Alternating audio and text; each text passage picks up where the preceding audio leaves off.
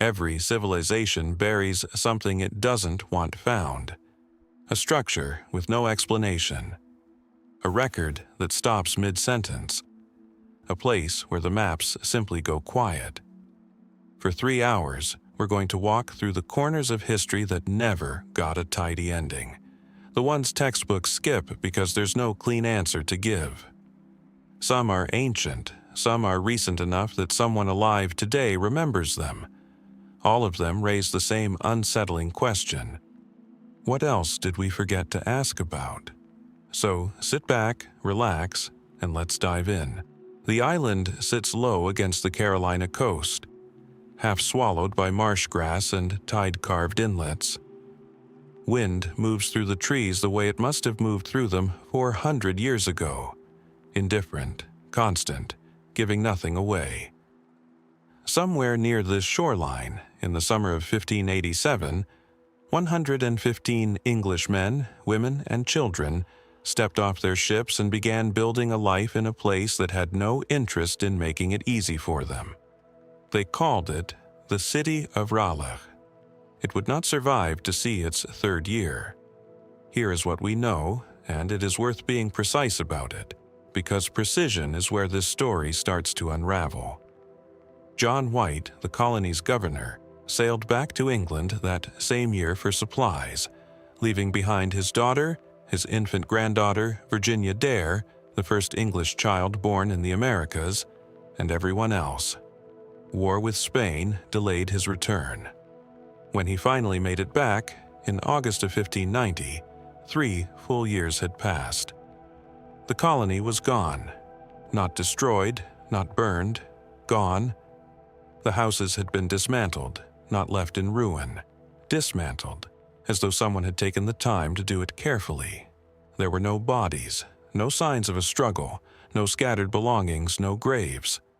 The only clue White found was a single word carved into a post: Croatoan. On a nearby tree, the letters Crow. No cross beside either mark, the signal he and the colonist had agreed on to indicate distress. Whatever had happened, it seemed, had not happened in panic. The mainstream explanation is almost mundane, which is part of why it's persuasive.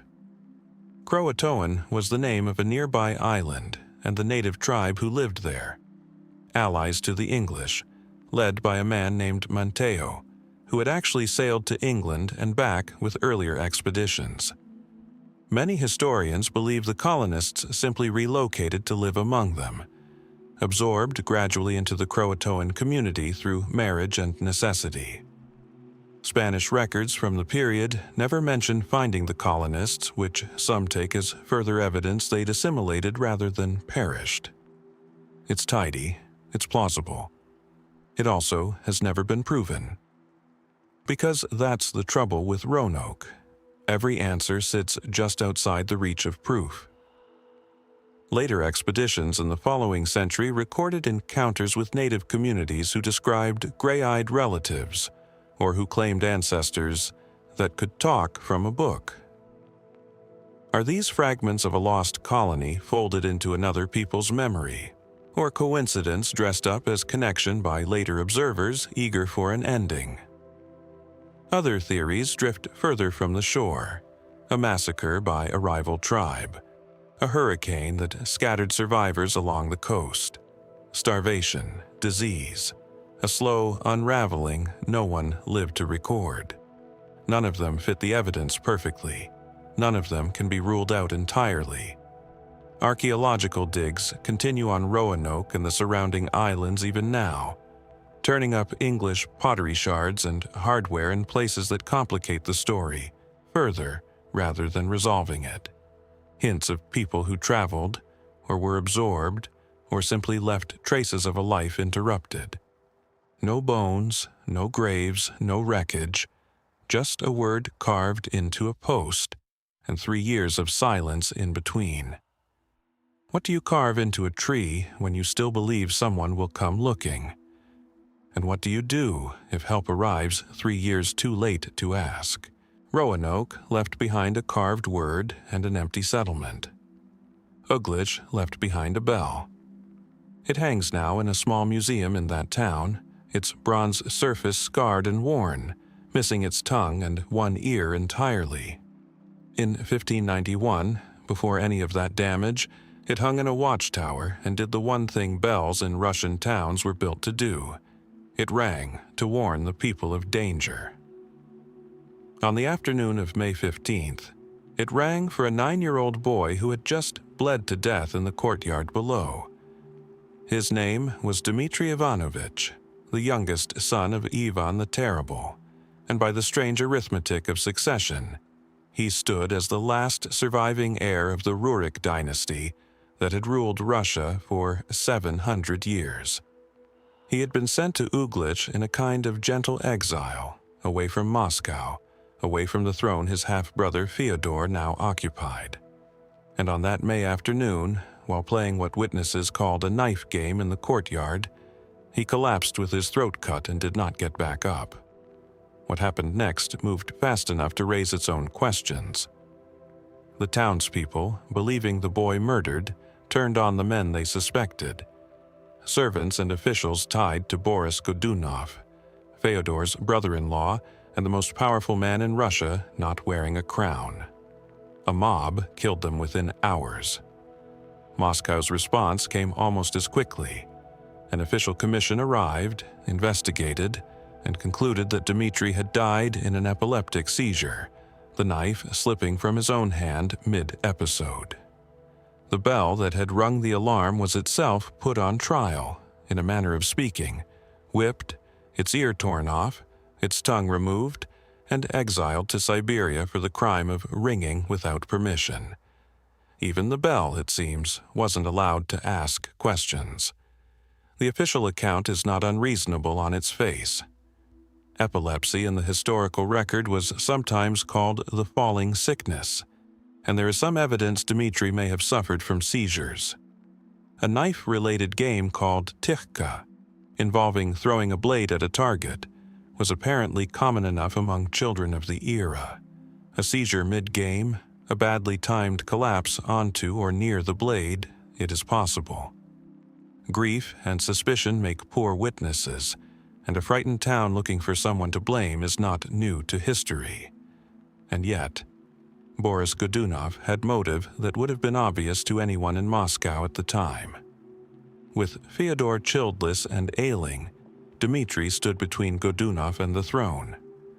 When Fyodor died 7 years later, in 1598, Godunov did in fact become Tsar, the very outcome that Dmitry's death, convenient or not, had helped clear a path toward. Historians have debated for centuries whether that timeline reflects guilt or simply the ordinary opportunism of Russian court politics, where powerful men rose when thrones emptied regardless of who they'd harmed to get there. No document has ever surfaced proving Godunov ordered the killing. None has ever definitively cleared him either. That uncertainty alone might have faded into a footnote of Russian history, one more unresolved court death among many. What kept it alive was what happened 5 years later. In 1604, a man appeared at the Polish border claiming to be Dmitry, alive. He said the assassination attempt had failed, that a servant's son had been killed in his place, and that he had been smuggled away and raised in hiding, waiting for the moment to reclaim what was his. It should have been an easy claim to dismiss. Instead, it worked. Backed by Polish nobility and a wave of popular unrest against Godunov's increasingly unstable reign, this man, now known to history as False Dmitry the Firmus, marched into Moscow in 1605 and was crowned Tsar of Russia. He ruled for less than a year before being killed by a rival boyar faction. His body reportedly burned and the ashes fired from a cannon back toward Poland, as if even his enemies wanted to make certain nothing of him could return again. But something did return, twice more in fact. 2 more men, in the years that followed, stepped forward claiming to be the same surviving Tsarevich, and each gathered enough followers to become a genuine political threat before being exposed or killed in turn. 3 separate men, 3 separate uprisings, all built on the same unresolved question sitting at the bottom of a boy's death in a provincial courtyard. Had he actually died there at all? Modern historians mostly side with the official verdict: an epileptic seizure, a tragic accident, and a chain of impostors who exploited a grieving nation's uncertainty for their own ambitions. It is the explanation that requires the least speculation, and in most cases that counts for something, but mostly is not entirely, and the skepticism has never fully closed. No definitive medical account exists. No independent witness statement survives outside the commission Godunov himself authorized. The body was examined, buried, and later exhumed under Godunov's successor for a canonization process that concluded, unhelpfully, that the remains showed no clear cause of death at all. A boy died in a courtyard in 1591. A bell rang and was punished for ringing, and for the better part of 2 decades afterward, Russia could not seem to agree on whether he had actually stayed dead. What does it mean that an empire's future hinged not on what happened to Dmitry Ivanovich, but on what people were willing to believe about it? And if the truth had been sitting in that courtyard the whole time, why did an entire nation choose, again and again, to look past it? A nation once argued over whether a dead boy had truly stayed dead. In a small room above the Thames, England was about to lose a living man it never quite managed to explain either. The house belonged to a widow named Eleanor Bull in Deptford, a riverside town just outside London where sailors and merchants passed through on their way to the docks. It was the sort of place where a private room could be rented for the day, food and drink brought up, business conducted quietly away from crowded taverns. On May 30th, 1593, 4 men spent most of that day in one such room. By evening, one of them was dead, stabbed above the right eye, according to the coroner's report, by a dagger driven in during what witnesses described as a sudden fight over the bill. The dead man was Christopher Marlowe, 29 years old, already, by most accounts, the finest playwright in England, years ahead of a younger contemporary named William Shakespeare, who had not yet written most of the work that would eclipse him. Marlowe had given English drama Dr. Faustus, Tamburlaine, The Jew of Malta, plays soaked in ambition, blasphemy, and a kind of restless intellectual danger that unsettled as much as it dazzled. And 10 days before his death, he had been arrested.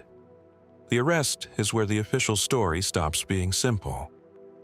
Marlowe had been brought before the Privy Council, England's highest governing body under Elizabeth I, on charges rooted in atheism and heresy, both capital offenses at the time. A document had surfaced accusing him of denying Scripture, questioning the divinity of Christ, and making remarks about religion that bordered on the openly seditious. He wasn't imprisoned. He was released on the condition that he report daily to the council while the investigation continued. 10 days later, he was dead in a rented room in Deptford, and the investigation, inconveniently, ended right along with him. The coroner's inquest, held 2 days after his death and personally reviewed by the Queen herself, ruled it self-defense. The story the 3 surviving men told was consistent. An argument broke out over who would pay for the day's food and drink. Marlowe drew a dagger and attacked one of the men, Ingram Fraser, and in the struggle that followed, Fraser turned the blade back on him. Fraser was granted a royal pardon within a month, unusually fast, though not unheard of for a self-defense ruling of the period. The case was closed. Marlowe was buried in an unmarked grave at St. Nicholas Church in Deptford. No stone survives to mark exactly where. Here is what makes the room in Deptford harder to leave alone than it should be. All 3 men who accompanied Marlowe that day had documented connections to the world of Elizabethan espionage.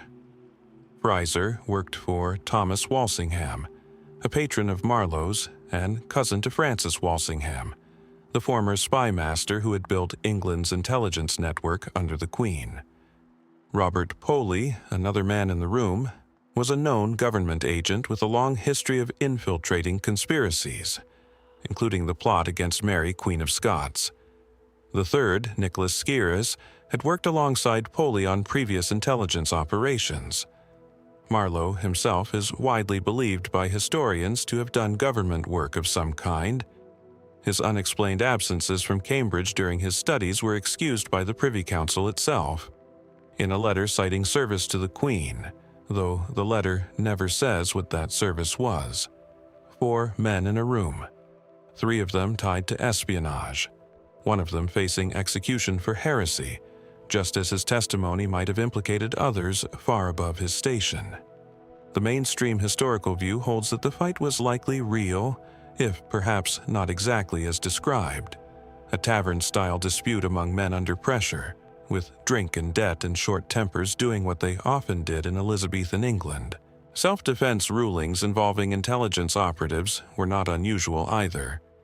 Freiser's pardon, while fast, fits a pattern of the era rather than breaking it outright. But the speculative theories have never fully gone quiet. Some historians have proposed that Marlowe was silenced, deliberately removed before his heresy trial could force him to name names among London's aristocracy or the council itself, men who could not afford to be connected to his views. A smaller, more fringe theory goes further still, suggesting the death in Deptford was staged entirely, that Marlowe was smuggled out of England to protect him from execution, and lived on in exile, possibly even continuing to write under another name. This theory has never found real acceptance among mainstream scholars, but it persists in the margins of Marlowe's studies, fed by the strange coincidence of timing, and by a body identified, per the era's practice, largely by the men who stood to benefit from the story ending quickly. What is certain is this: a brilliant, dangerous mind was removed from England at the exact moment his questions had become a liability to people with far more power than he had.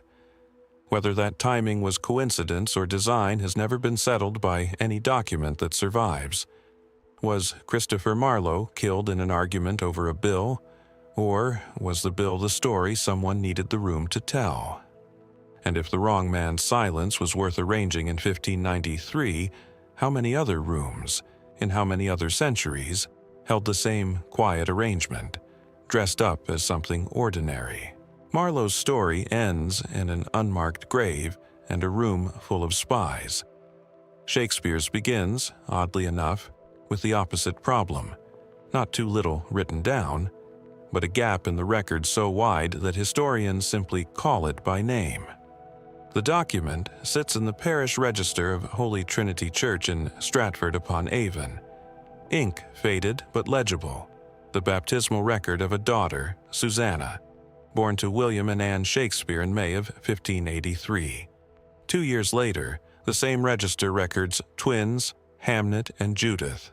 And then, for the next 7 years, William Shakespeare simply vanishes from every document historians have ever managed to find. No baptism records to track, no property transactions, no court appearances, no letters, no diary entries, nothing. A man who would go on to become the most documented playwright in the English language, whose later life is traceable almost month by month through theater ledgers, property deeds, and court records, leaves behind, for this one stretch between 1585 and 1592, nothing at all. Historians call it the lost years, and the name is not an exaggeration. It is simply a hole in the paper trail of a man the world would not stop writing about for the next 4 centuries. The next time Shakespeare surfaces in any surviving document, it is 1592, in London, and the mention is not a warm one. A pamphlet by the dying playwright Robert Greene refers with evident bitterness to an upstart crow who has the audacity to think himself capable of writing, as well as university-educated dramatists like Greene himself. Most scholars agree this is Shakespeare, a countryside glover's son with no university degree, already good enough by 1592 to provoke resentment from London's established playwrights, which raises the obvious question: how does a man vanish from Stratford as an unremarkable young father and reappear in London 7 years later, already skilled enough to be hated for it? The most straightforward answer is also the least satisfying one, precisely because it explains so little. He was simply working in ways too ordinary to generate paperwork. Perhaps teaching, perhaps apprenticed to a trade, perhaps traveling with a theater company through the provinces long before reaching London, gaining the stagecraft that no formal record would have thought to preserve. Many working-class Elizabethans left exactly this kind of gap in the historical record. Theirs was not a life documents were built to track. In that light, the lost years are less a mystery than an artifact of who got written about in the 16th century and who didn't. But theories have filled the gap with more specific and more speculative shapes. One of the oldest holds that Shakespeare spent these years as a schoolteacher in the Lancashire household of a Catholic gentry family, based on a will from 1581 belonging to Alexander Houghton, a landowner who left instruments and playing costumes to a man named William Shakeshaft. The surname difference troubles some scholars and not others. Variant spellings were common in the period. And if the connection holds, it would place a young Shakespeare inside a household with known ties to underground Catholicism, in an England where practicing that faith openly could mean imprisonment or worse. It is a theory that has never been proven, and never been fully dismissed either, resting on a single document and a name that may or may not belong to the man history remembers. Other theories propose he spent the years as a soldier, pointing to the surprisingly specific military knowledge scattered through plays like Henry Thimave. Others suggest legal clerking, citing the dense, accurate legal terminology woven through works like Hamlet and The Merchant of Venice, language so precise that some scholars have wondered whether it could only come from first-hand courtroom experience. None of these theories has documentary proof behind it.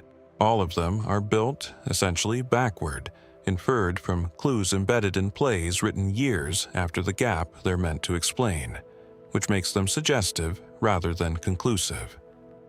And then, there is the theory that refuses to stay at the margins, however firmly mainstream scholarship rejects it. The idea that the gap exists because the man from Stratford wasn't the one doing the writing at all. Authorship skeptics have proposed the candidates ranging from Christopher Marlowe himself. Despite his death occurring the year before Shakespeare's own works truly began appearing, to Edward de Vere, the Earl of Oxford, whose life and education would explain the sophistication critics struggle to reconcile with the glover's son from rural Warwickshire. The overwhelming majority of scholars dismiss these theories, citing extensive contemporary evidence tying the plays to the Stratford man specifically. But the lost years remain the one stretch of his life quiet enough for such theories to take root, precisely because so little exists there to contradict them. What almost everyone agrees on is this: whatever William Shakespeare was doing between 1585 and 1592, he emerged from it as someone Robert Greene felt threatened enough to insult in print. Somewhere in that silence, a glover's son from Stratford became a writer capable of provoking London's finest. Did those 7 years hold something as unremarkable as teaching in a provincial schoolroom, or something closer to the edges of danger, in a household one misstep away from a prison cell? And if the most written about writer in the English language can vanish for 7 years without leaving a single trace, what does that say about everyone else history simply never thought to record? There is a small hollow carved into the cork of a beer barrel, the kind used to seal ale casks in 16th century England, and inside it, for a brief window in 1586, passed some of the most dangerous letters ever written on English soil. No one looking at the barrel would have suspected a thing. That, of course, was the entire point. The letters belonged to Mary, Queen of Scots, cousin to Elizabeth I, and by that point a prisoner of 18 years, held in a succession of English manor houses under a captivity that was comfortable in its furnishings and suffocating in every other respect. Mary had a legitimate claim to the English throne, which made her, whether she sought it or not, the single most valuable figure any Catholic conspiracy against the Protestant Elizabeth could hope to place at its center. By 1586, a young Catholic gentleman named Anthony Babington had built exactly such a conspiracy, a plan to assassinate Elizabeth, incite a Catholic uprising, and free Mary to take the throne in her place. The barrel was how Mary corresponded with the plotters. A local brewer, sympathetic or simply well-paid, smuggled letters in and out, sealed inside its cork, believing, as did Mary, that the channel was secure. It was not. Every letter passing through that barrel was first intercepted, copied, and in several cases altered, by a man named Gilbert Gifford, working under the direction of Sir Francis Walsingham, Elizabeth's spy master. Walsingham had known about the plot for months before Babington ever wrote to Mary directly. He had, in fact, built much of the infrastructure the plotters believed was protecting them. This is the part of the story mainstream history tells with real confidence, because the documentation is extensive. Walsingham's intelligence network was sophisticated for its era, arguably the most advanced in Europe, and the Babington plot is often cited as its defining triumph. Letters were decoded using a cipher Mary and the plotters believed unbreakable. It wasn't, not to Walsingham's cryptographer, a man named Thomas Philippes, who could read the correspondence as easily as its intended recipients. When Mary finally wrote back approving the assassination plan in explicit terms, Philippes added a forged postscript to the letter before sending it on, asking Babington to identify his fellow conspirators by name. Babington, believing he was writing to a queen who trusted him completely, obliged. Within weeks, the plotters were arrested. Babington and 13 others were executed with a brutality even by the standards of the era, hanged, drawn, and quartered, a punishment so severe that reports of the crowd's reaction reportedly troubled Elizabeth enough that she ordered subsequent executions carried out with slightly less cruelty. Mary's trial followed within months. She was found guilty of complicity in the plot to assassinate a reigning monarch, and beheaded at Fotheringhay Castle in February 1587, protesting her innocence to the end, insisting the letters had been altered beyond what she had actually written. She was not entirely wrong about that, and this is where the case, tidy as it looks on the surface, begins to fray at the edges. Philippes' forged postscript is not disputed by any serious historian. It exists in the archives, and its addition to Mary's letter is documented. What remains genuinely unsettled is how much further that tampering went. Some historians have raised the possibility that portions of the letters used to convict Mary were more heavily doctored than the postscript alone, given how thoroughly Walsingham's operation controlled every stage of the correspondence, from the barrel itself to the men decoding what came out of it. If the channel was compromised from its very first letter, as many now believe, then the entire plot may have been less something Walsingham discovered than something he shaped, encouraging Babington's ambitions just enough, through agents already embedded near him, to produce exactly the kind of explicit, prosecutable correspondence Elizabeth's government needed to finally remove Mary as a political threat. That reframes the mystery considerably. Was the Babington plot a genuine conspiracy that English intelligence simply detected and dismantled with unusual skill? Or was it, at least in part, manufactured, a trap constructed patiently enough that its architects could later claim they had merely uncovered it? The line between infiltrating a conspiracy and cultivating one is thinner than it appears, and Walsingham's methods, admired for their sophistication, leave real room for either interpretation. There is also the matter of who else may have known. Gifford, the courier who ran letters through the barrel, later fled to France and died in a Paris prison under circumstances that remain unclear. A loose end in a story that otherwise resolved with unusual completeness for everyone involved except him. Questions remain, too, about how many of Babington's fellow conspirators were themselves aware, at some level, that their circle had already been compromised, and continued regardless, whether out of conviction, desperation, or simple ignorance of how thoroughly they were being watched. The official record credits Walsingham with an intelligence triumph, and by the measurable outcome, it was exactly that.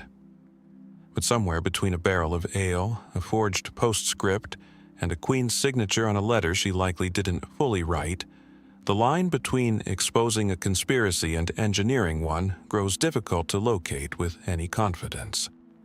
Did the Babington plot bring Mary, Queen of Scots, to the executioner's block on the strength of her own choices, or on the strength of a trap built so carefully that she never had a real choice at all? And how many of history's uncovered conspiracies were, in truth, quietly encouraged into existence by the very people who later claimed to have stopped them? A painting hangs in Moscow's Tretyakov Gallery that visitors have been known to look away from. It shows an old man clutching a young one, blood already pooling beneath a wound at the temple. The old man's face contorted somewhere between grief and horror at what his own hand has apparently just done. Ilya Repin painted it in 1885, 3 centuries after the event it depicts, and titled it simply Ivan the Terrible and his son Ivan. The painting has been attacked twice by vandals since, once in 1913, once in 2018, each time by men who found the image, even after all these centuries, too unbearable to let hang undisturbed. The scene it depicts took place in November 1581, in the town of Alexandrovskaya Sloboda, and by the most widely repeated account, it unfolded like this. Ivan the Terrible, in a fit of rage, struck his eldest son and heir, Ivan Ivanovich, with his iron-tipped staff, the same staff he reportedly carried as both walking aid and instrument of casual violence throughout his reign. The blow landed on the young man's head. He fell into a fever that lasted several days and died on November 19th at 27 years old, leaving his father not only grieving, but suddenly facing a succession crisis, since the only remaining heir was Fyodor, the same gentle, largely ineffective son whose reign would later end the Rurik dynasty and open the door to the chaos of the time of troubles, and to the boy named Dmitry, who would die at Uglish a decade later. The traditional account of what triggered the blow varies depending on the source, though most versions center on a domestic dispute. Some chronicles claim Ivan struck his son's pregnant wife for what he considered immodest dress, causing her to miscarry, and that Ivan Ivanovich confronted his father over the assault, provoking the fatal blow. Other accounts frame it as a political disagreement. The younger Ivan, reportedly more capable and more popular than his father by that point, allegedly requested permission to lead troops against the ongoing Livonian War himself, a request Ivan the Terrible took as a challenge to his authority rather than an offer of help. Whichever version is accurate, if either is, the underlying shape of the story has remained consistent for centuries. A volatile, aging czar, in a moment of fury, killed the son who was meant to inherit everything he had built. For a long time, this account went largely unquestioned, in part because it fit so cleanly with everything else known about Ivan's temperament. This was, after all, a ruler whose reign included the Oprichnina, a period of state-sanctioned terror carried out by a private police force answerable only to him, responsible for the deaths of thousands, including the massacre of Novgorod, where estimates of the dead range into the tens of thousands. A man capable of that was, by most historical logic, entirely capable of killing his own son in a moment of rage. But in 1963, Soviet researchers exhumed the remains of both Ivan the Terrible and his son as part of a broader historical investigation, and what they found complicated the story considerably. The skeletal remains showed no clear evidence of blunt force trauma to the skull, the kind of injury a staff blow to the head, of the severity described in the chronicles, would be expected to leave. What the analysis did find was something else entirely: elevated levels of mercury and arsenic in both bodies, far beyond what would occur naturally. This detail reopened the case in a very different direction. Mercury was used medicinally throughout the 16th century, often in treatments for syphilis and other ailments, so its presence alone doesn't prove poisoning. Ivan the Terrible himself is believed to have suffered from numerous chronic illnesses, and would very plausibly have been treated with mercury-based remedies of the era. But the level found in his son's remains has led some researchers to suggest a more troubling possibility: that Ivan Ivanovich didn't die from a blow at all, but was poisoned, possibly as part of a court conspiracy that had nothing to do with his father's temper, and everything to do with the political rivalries swirling around a capable, popular heir to an increasingly unstable throne. A 2016 re-examination of the same remains pushed back further still, with some researchers arguing the mercury and arsenic levels fell within a range explainable by burial conditions and natural decomposition processes rather than poisoning at all, meaning the traditional account, staff blow and all, may simply be correct after all, and the forensic mystery may be no mystery whatsoever. What remains is a story caught between three explanations that cannot all be true at once. A father who killed his son in an act of rage, the chronicles describe in vivid, specific detail. A court conspiracy that used poison and let history blame a temper instead. Or simply the ordinary chemistry of 4 centuries in the ground, mistaken by modern science for something more sinister than it was. Repin's painting has hung in that gallery for well over a century now, and the men who attacked it did so believing, evidently, that what it showed was simply true. But is it? And if the blow on that canvas never actually happened the way the chronicles claim, what does it mean that an empire's most infamous act of parental violence may have never been violence at all? In a glass case at the British Museum sits a mirror of polished black obsidian, roughly the size of a dinner plate. Its surface so dark it seems to swallow light rather than reflect it. The catalog identifies it as an Aztec artifact, likely brought to Europe in the decades following the conquest of Mexico. But for a stretch of the 16th century, this same mirror belonged to a man who used it, by his own account, to speak with angels, and who spent years working quietly for the Queen of England in ways the official record only partially explains. His name was John Dee, and by any measure he was one of the most extraordinary minds of Elizabethan England. A mathematician, astronomer, and geographer, whose personal library at Mortlake was among the largest in the country, rivaling university collections. He advised English explorers on navigation, calculated favorable dates using astrology, including, notably, the date chosen for Elizabeth's own coronation, and is credited with coining the term British Empire in his writings advocating for English overseas expansion. He was not a fringe figure operating at the margins of respectability. He was consulted, trusted, and by several accounts genuinely close to the Queen herself. He also, by his own extensive written record, spent years attempting to communicate with angels through a series of mediums, using devices like the obsidian mirror to conduct what he called scrying sessions, recording pages of what he believed were direct messages from celestial beings, delivered in a language he called Enochian. Most historians of the period regard this not as a contradiction in Dee's character, but as a reflection of the era itself.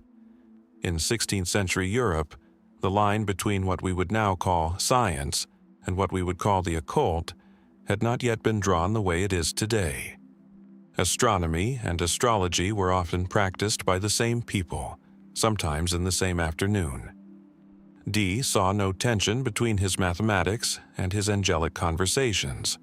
To him, both were paths toward the same underlying truth about the universe. What has intrigued historians for centuries, though, is not Dee's spiritual pursuits themselves, but the extensive and largely undocumented travels he undertook across continental Europe during the 1580s, officially in the company of a medium named Edward Kelly, ostensibly continuing their angelic communications in the courts of Poland and Bohemia. The timing of this journey is where the mainstream account grows genuinely uncertain. Dee departed England in 1583 at a moment when Elizabeth's government, under Walsingham's direction, was deeply engaged in monitoring Catholic powers across Europe, the same intelligence apparatus that would, only a few years later, dismantle the Babington plot and intercept letters meant for Mary, Queen of Scots. Dee had known connections to Walsingham, and some historians have long suspected that his continental travels, whatever their occult justification, also served as cover for intelligence gathering on behalf of the crown. There is even a persistent claim, impossible to verify with certainty, that Dee signed some of his correspondence with the numerals 07, a symbol meant to indicate the letters were for the Queen's eyes only, and reportedly the same detail that inspired Ian Fleming, centuries later, in naming his fictional spy. No document exists that explicitly states Dee was sent abroad as an intelligence agent. This is precisely what makes the theory difficult to either confirm or dismiss. Elizabethan espionage, as the Babington plot demonstrated, relied heavily on individuals whose ostensible purpose abroad had nothing to do with intelligence at all. Merchants, scholars, and diplomats who gathered information as a secondary function of their stated business. A man with Dee's reputation for scholarship and astrology would have had extraordinary access to European courts, moving through Poland and Bohemia with a plausible cover that required no explanation whatsoever. Whether that access was incidental to his angelic pursuits, or the entire reason Walsingham quietly encouraged the journey in the first place, remains genuinely unknown. The speculative theories extend further still. Some researchers have proposed that Dee's angelic communications, decoded through the Enochian language he and Kelly recorded across hundreds of pages, contained embedded ciphers, that the elaborate spiritual framework was itself a kind of code, allowing sensitive information to pass between Dee and his contacts in a form that would appear to any outside observer as religious mysticism rather than intelligence. This theory has never gained traction among mainstream historians, who generally view Dee's angelic diaries as sincere records of what he genuinely believed he was experiencing, however unusual those experiences seem to modern readers. But the theory persists in part because Dee's own writings are dense enough and strange enough that definitively ruling it out has proven difficult. What is certain is only the shape of the gap itself. A man trusted by the Queen, connected to her spy master, departed England for years under a stated purpose that history has never been able to fully separate from an unstated one. Dee returned to England in 1589, his finances in ruin, his standing at court diminished, and spent his final years increasingly isolated, still recording conversations with beings he believed were guiding him toward hidden knowledge. Was the man who calculated Elizabeth's coronation date also the man who watched her enemies from behind an obsidian mirror in Bohemia? And if England's greatest scholar spent those years speaking with what he believed were angels, how much of what he heard or claimed to hear might have been meant for entirely earthly ears all along? Divers working the causeways of what was once Tenochtitlan have, over the decades, pulled up gold bars stamped with unmistakable Spanish markings, along with fragments of Aztec goldwork melted down and reshaped in haste. They were found not in a treasure room, but scattered across the lake bed itself. Dropped, it seems, by men running for their lives in the dark.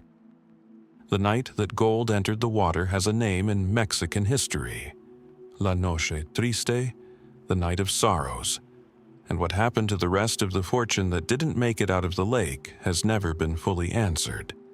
By the summer of 1520, Hernán Cortés and his men had spent months inside Tenochtitlan, the Aztec capital, in a fragile and increasingly hostile arrangement with the Emperor Moctezuma II, whom the Spanish had effectively taken hostage within his own palace. During that occupation, the conquistadors had accumulated an enormous quantity of gold and treasure, some given under pressure, some looted outright. Much of it melted down from intricate Aztec craftsmanship into standardized bars for easier transport. A detail Aztec chroniclers would later describe with particular bitterness, given what that melting destroyed. By late June, the arrangement collapsed entirely. Moctezuma was dead, likely killed during a confrontation with his own furious people, and the Spanish found themselves besieged inside the city, vastly outnumbered, with no viable path except retreat. On the night of June 30th, Cortés ordered his men to take what treasure they could carry and attempt to flee the city under cover of darkness, crossing the causeways that connected Tenochtitlan to the mainland across Lake Texcoco. It went catastrophically wrong. The Aztecs discovered the retreat in progress and attacked along the narrow causeways, where the Spanish had nowhere to maneuver and nowhere to run except forward or into the water. Chronicles describe men so weighted down by the gold they refused to abandon that they drowned outright, dragged under by the very fortune they were trying to save. Hundreds of Spanish soldiers died that night, along with a large portion of their indigenous allies. The gold that didn't drown with its carriers or wasn't recovered by the Aztecs in the chaos sank into the lake bed and the canals beneath the causeways, and a significant portion of it, by most accounts, was never recovered by anyone at all. This much is documented across multiple sources, including chronicles written by conquistadors who survived the retreat, and it forms the foundation of what mainstream historians accept as settled fact. A substantial quantity of treasure was lost in Lake Texcoco that night, some of it recovered in fragments over the centuries since, including verified finds during modern construction and archaeological work in Mexico City, which now sits atop the drained and buried remains of the old lake and causeways. What remains genuinely unresolved is how much was lost, and where the rest of it may still be. Spanish accounts from the period, including those tied to Cortés himself, describe treasure that would have been almost incomprehensibly vast for the era. Chambers of gold, silver, and jade collected not only from Tenochtitlan's own wealth, but tribute gathered from across the Aztec Empire's subject territories. Only a fraction of what chronicles describe has ever been accounted for, whether through documented Spanish record-keeping after the conquest or through recovered artifacts since. The gap between what the records claim existed and what has actually been found has fed centuries of searching, much of it undocumented, some of it destructive to the archaeological sites involved.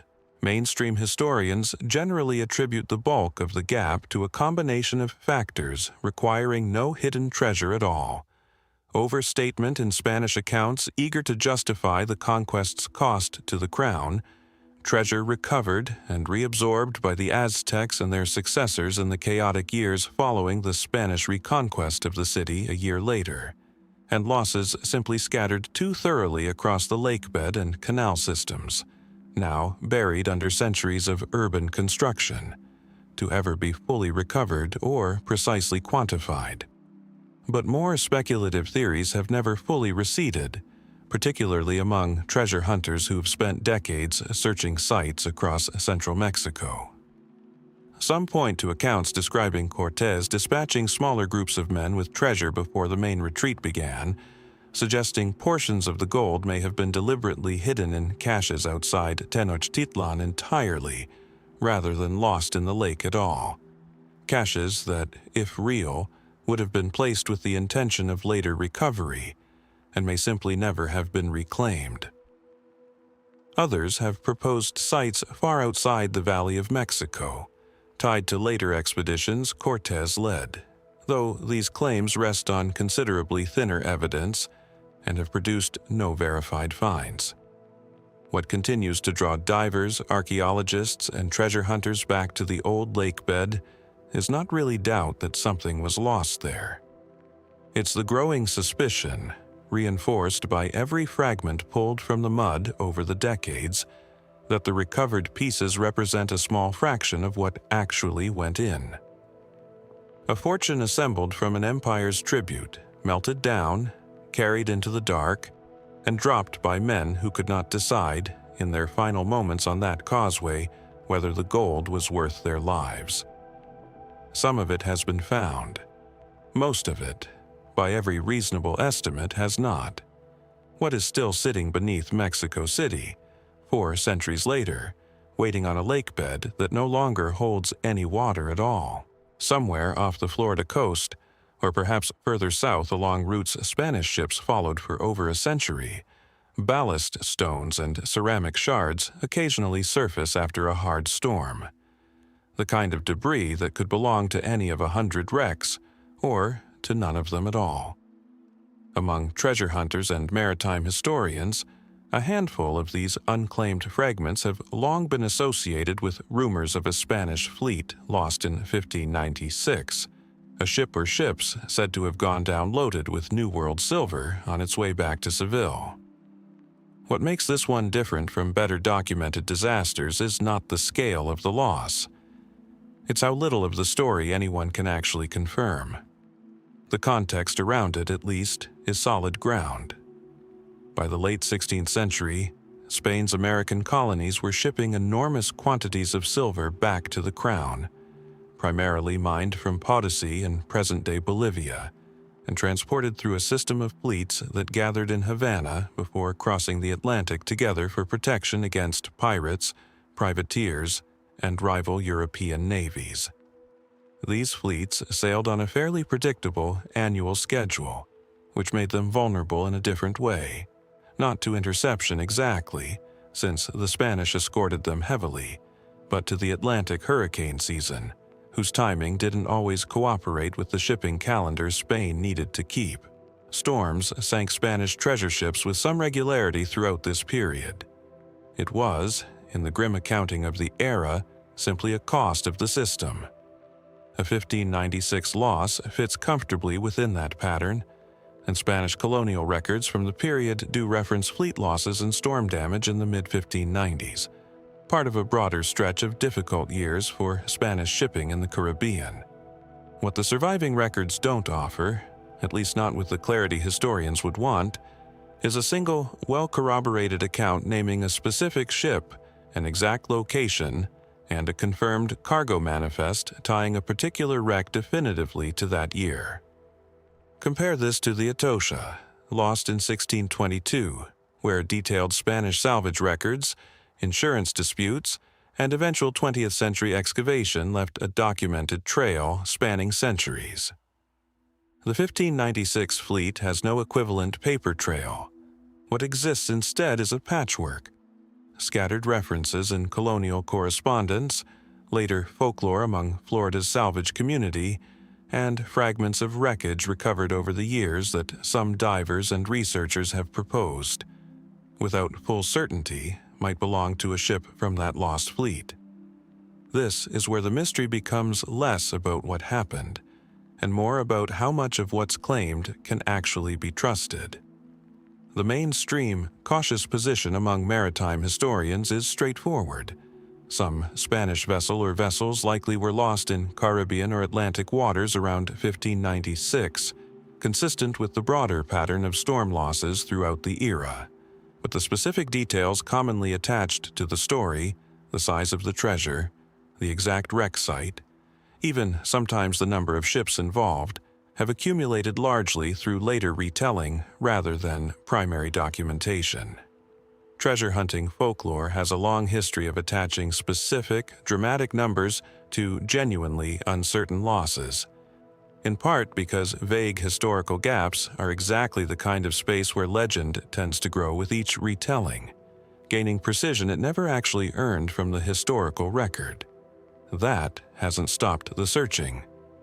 Florida's coast in particular has drawn treasure salvage operations for decades, some professionally licensed and archaeologically minded, others considerably less rigorous, and a number of these have at various points claimed connections to the 1596 fleet specifically, based on coin dates, ballast composition, or wreck location that seem to align with the rough window the fleet would have passed through. None of these claims has produced the kind of definitive documentary match that would satisfy academic maritime historians the way the Atocha's identification eventually did. Whether that's because the fleet's remains genuinely haven't been found yet, scattered too widely, or buried too deeply to positively identify, or because the fleet as commonly described was never quite as specific an event as the legend suggests, remains an open question that the existing evidence simply can't resolve either way. There's a particular kind of historical mystery that isn't built around a dramatic, well-documented event with contested details, but around an event so thinly documented that even its basic shape has to be reconstructed from fragments and inference. The 1596 fleet sits closer to that second category than most of the wrecks that draw sustained scholarly attention, and that uncertainty is, in its own way, the whole story here. Not a smoking gun cover-up or a suppressed archive, but the much quieter mystery of a loss real enough to have left physical traces, and thin enough on paper that no one has ever been able to say with full confidence exactly what went down or where. Ballast stones don't carry manifests. Coins worn smooth by 3 centuries underwater don't announce which ship carried them. Somewhere along a coastline searched by treasure hunters for generations, the remains of a fleet may already have been found in pieces, without anyone realizing which sunken year those pieces actually belong to. How much of the past, one has to wonder, is still sitting on the ocean floor? Not hidden exactly, just never quite identified for what it is. The staircase at Cumnor Place no longer exists. The house itself was demolished in 1810, its stones scattered into local walls and foundations around Oxfordshire. But its shape survives in enough sketches and descriptions that historians can still walk it, at least on paper. A short flight, nothing dramatic, the kind of staircase found in countless manor houses of the period. On September 8, 1560, a woman named Amy Robsart was found dead at the bottom of it, her neck broken, her hood still oddly in place upon her head. She was 28 years old, and she was married to a man the entire English court believed was in love with someone else. That man was Robert Dudley, and the someone else was Elizabeth of Mauritius. By 1560, Dudley had become one of the most prominent figures in Elizabeth's court, holding the position of Master of the Horse, and spending enough time in the young Queen's company that foreign ambassadors were actively reporting the relationship back to their governments as a matter of political significance. Elizabeth had been queen for less than 2 years. She was unmarried, and every European power with a stake in England's future had a candidate they wanted her to consider. Dudley, already married to Amy Robsart since 1550, was not supposed to be one of them. And yet the gossip persisted regardless, fueled by Elizabeth's evident favor toward him and by Amy's near-total absence from court, living instead in a series of borrowed manor houses around the country while her husband remained at the Queen's side. On the day Amy died, she had reportedly insisted that her household staff attend a local fair, sending them away and leaving herself largely alone in the house, an instruction some later accounts frame as unusual, though servants being given leave for local events was not itself extraordinary in the period. When they returned, she was found at the base of the staircase, dead, with 2 visible wounds to her head alongside the broken neck. The coroner's inquest that followed, conducted with unusual speed given the political sensitivity of the case, ultimately ruled the death an accident, a fall down the stairs. Consistent, the jury concluded, with no evidence of foul play.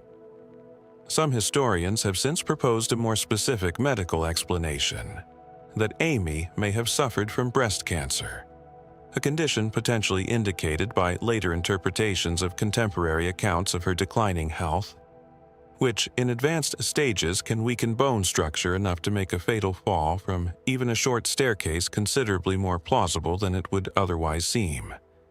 If accurate, this would suggest a genuinely tragic but explicable death. A sick woman, alone in a large house, whose weakened body simply failed to survive an ordinary fall. But almost no one at the time believed it was that simple, and the political stakes surrounding Amy's death made genuine skepticism almost unavoidable, regardless of what the evidence actually showed. Dudley was by any measure the person who stood to benefit most obviously from his wife's death, and the court understood this immediately. Rumors of murder spread through England and across European diplomatic circles within days, with several ambassadors writing home that the death would make it impossible for Elizabeth to marry Dudley even if she wished to, since doing so now would forever carry the suspicion that the Queen had married a man who'd had his own wife killed to clear the way. Whether or not that suspicion was fair to Dudley personally, it proved durable enough to end any realistic possibility of the marriage the gossip had long predicted. Elizabeth, notably, kept Dudley at a physical distance from court in the immediate aftermath of the death, a decision some historians read as an attempt to protect her own reputation from the scandal, regardless of what she personally believed about his involvement. The specific theories of murder that circulated at the time varied. Some accused Dudley directly, suggesting he'd ordered the death to free himself to marry the Queen.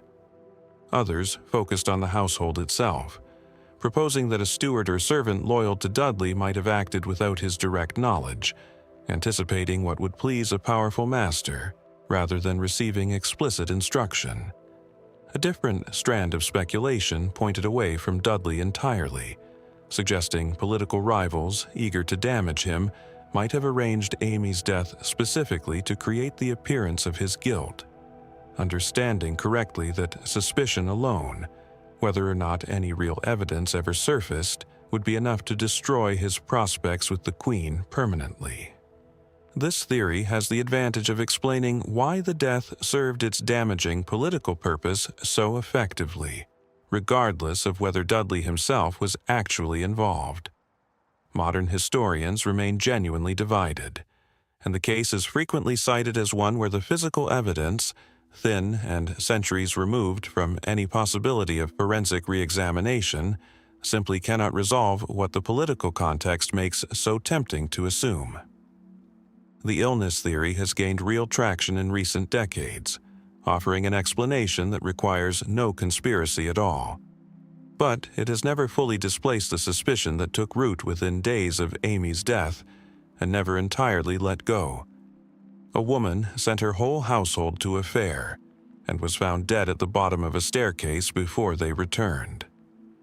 Was that an ordinary tragedy, made to look sinister only by the timing of who her husband happened to love? Or was the timing never really a coincidence at all? And if so, whose hand, precisely, made sure that staircase became the place where Amy Robsart's marriage, and the questions it raised about a queen's future, finally came to an end? The village of Artigat, in the foothills of southern France, still keeps its old stone houses close together along narrow streets, the kind of place where a stranger's face would be noticed within a day and a stranger's voice within an hour.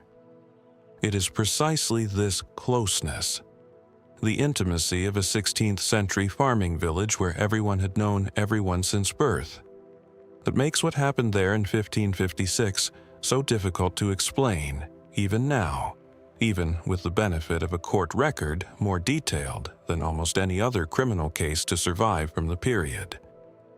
Martin Guerre had left Artigat in 1548, walking away from his wife, Bertrande de Rol, and their young son under circumstances that remain only partially clear. Some accounts suggest a dispute with his father over a theft of grain, others a general restlessness with a marriage that had, by most descriptions, gotten off to a troubled start. Whatever the cause, he vanished from the village entirely, and for 8 years no one in Artigat knew whether he was alive or dead. Then, in 1556, a man walked back into the village claiming to be Martin Guerre. He looked like him, he spoke like him, with the same regional accent and the same familiarity with details of Martin's childhood, his family disputes, and the layout of the Guerre household that a stranger, in theory, would have had no way of knowing. He recognized cousins, neighbors, and old acquaintances by name, recalled specific past conversations well enough to convince most of the village within days. Bertrande accepted him as her husband. They lived together for roughly 3 years, had 2 children together, and by every outward measure the returned Martin Guerre had simply resumed the life he'd left behind. The doubts, when they surfaced, came slowly, and from an unexpected direction. Not from Bertrande, but from Martin's uncle, Pierre Guerre, who began to suspect the man was an impostor, reportedly triggered in part by a dispute over the family's finances and property that the returned Martin now had a legal claim to as head of household. Pierre pushed the matter into court, and what followed became one of the most extensively documented trials of the era, in part because a magistrate named Jean de Corras kept meticulous records of the proceedings, and later published an account of the case that remains, to this day, one of the primary sources historians rely on for understanding it. The trial itself was a study in how thin the line between identity and performance could become. Roughly 40 witnesses testified that the man was genuinely Martin Guerre, citing his knowledge of intimate family history and his physical resemblance. Roughly 40 others testified he was not, citing physical discrepancies. Martin had reportedly been known for skill in athletic pursuits like wrestling and archery, while the returned man showed noticeably less aptitude for either, and some witnesses claimed subtle differences in his facial features and build. The court, remarkably, seemed on the verge of ruling in the impostor's favor, given the overwhelming weight of testimony and his own detailed, confident performance under cross-examination. And then a man with a wooden leg walked into the courtroom, claiming to be the real Martin Guerre, recently returned from years of service in the Spanish army, where he had lost his leg in battle.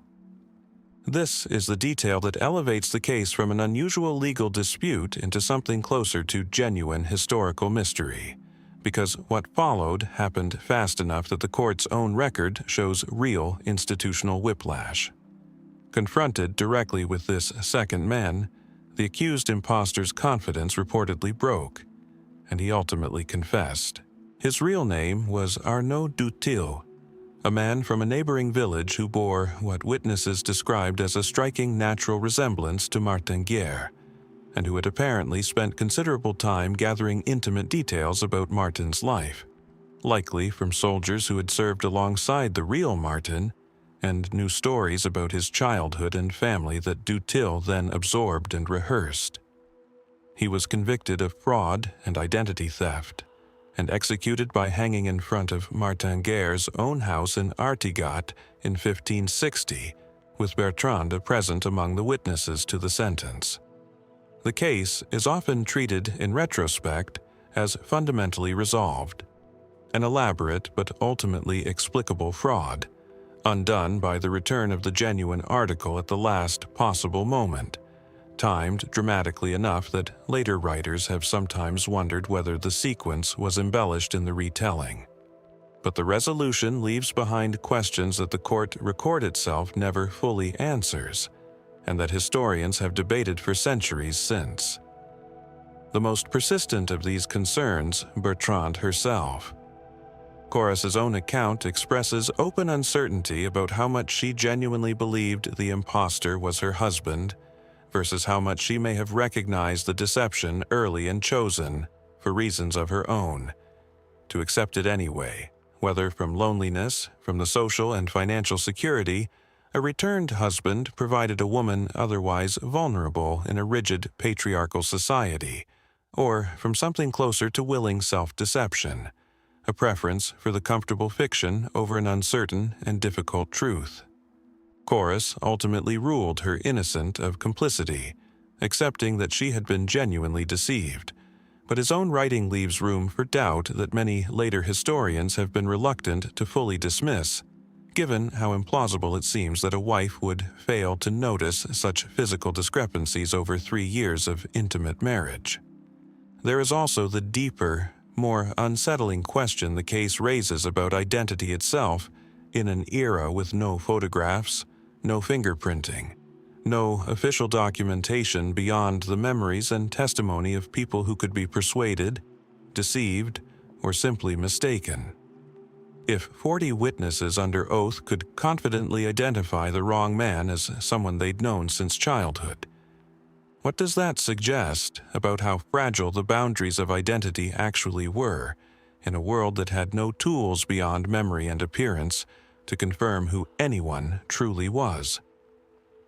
Dutil's confession closed the legal case in 1560, and Martin Guerre lived out the remainder of his life in Artigat with Bertrand, the marriage nominally restored to its rightful participant. But the village that once knew every face within its walls had, for 3 years, been unable to tell its neighbors apart from a stranger skilled enough to become one of them entirely. What does it mean that an entire community, not one distracted stranger but 40 sworn witnesses, could be made to believe so thoroughly and for so long in a man who was never who he claimed to be? Along the wild northern and western coasts of Ireland, where the Atlantic throws itself against black rock with a violence that hasn't softened in 4 centuries, local fishermen have long known to watch for a particular kind of debris after the worst storms. Timber joined in a style no Irish shipwright ever used, coins bearing the stamp of a Spanish mint, cannon barrels cast with insignia belonging to a fleet that was never supposed to come anywhere near that coastline at all. These are the scattered remains of the Spanish Armada, and while the broad story of its defeat is one of the best documented naval campaigns of the 16th century, a meaningful portion of what actually happened to it afterward has never been fully accounted for. In the summer of 1588, King Philip II of Spain launched a fleet of roughly 130 ships, carrying close to 30,000 men, with the goal of overthrowing Elizabeth I and returning England to Catholic rule, in coordination with Spanish land forces waiting across the Channel in the Netherlands. What followed is a campaign historians can trace with genuine precision through the initial phase. English ships harassing the Armada up the Channel, the decisive nighttime attack using fire ships at Calais that broke the Spanish formation, and the battle off Gravelines that followed, where English gunnery inflicted serious damage and forced the Armada into retreat. Unable to return south through the Channel, now blocked by English ships and unfavorable winds, the Spanish commander, the Duke of Medina Sidonia, made the decision to sail the fleet home by an alternate route entirely, north around Scotland and then south along the western coast of Ireland, back towards Spain. This is where the well-documented story gives way to something considerably harder to trace with confidence. The journey around Scotland and Ireland coincided with unusually severe autumn storms, and the Armada, already damaged from weeks of fighting and now navigating unfamiliar waters without adequate charts of the Irish coastline, was scattered and devastated by weather in a way that arguably did more damage to the fleet than English cannon fire ever had. Ship losses during this retreat are generally estimated at around 24 vessels wrecked specifically along the Irish coast, though the total losses across the entire retreat, including ships that simply never made it home, and were presumed lost at sea without any known wreck site, push the overall Armada losses considerably higher. Estimates commonly cited place total ship losses somewhere between a third and a half of the original fleet.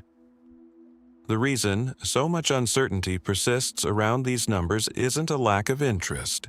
The Armada has been studied intensively for centuries, and dedicated marine archaeology projects, particularly off the Irish coast, have identified and excavated several confirmed wreck sites since the 20th century, recovering cannon, coins, and personal artifacts that have added real, tangible detail to what was previously known only through Spanish and English written accounts. The difficulty is that Spanish records from the period, while extensive, were not always precise about which specific ship met which specific fate, particularly for vessels that became separated from the main fleet during the chaos of the retreat and were never seen by anyone who survived to report exactly where or how they went down. A ship recorded simply as lost in surviving Spanish administrative records might have wrecked on a specific, later identifiable stretch of Irish coastline, or might have sunk in open water hundreds of miles from where any wreckage would ever wash ashore, and the documentation frequently doesn't distinguish clearly between these very different fates. This gap has left real room for both careful archaeological work and more speculative searching.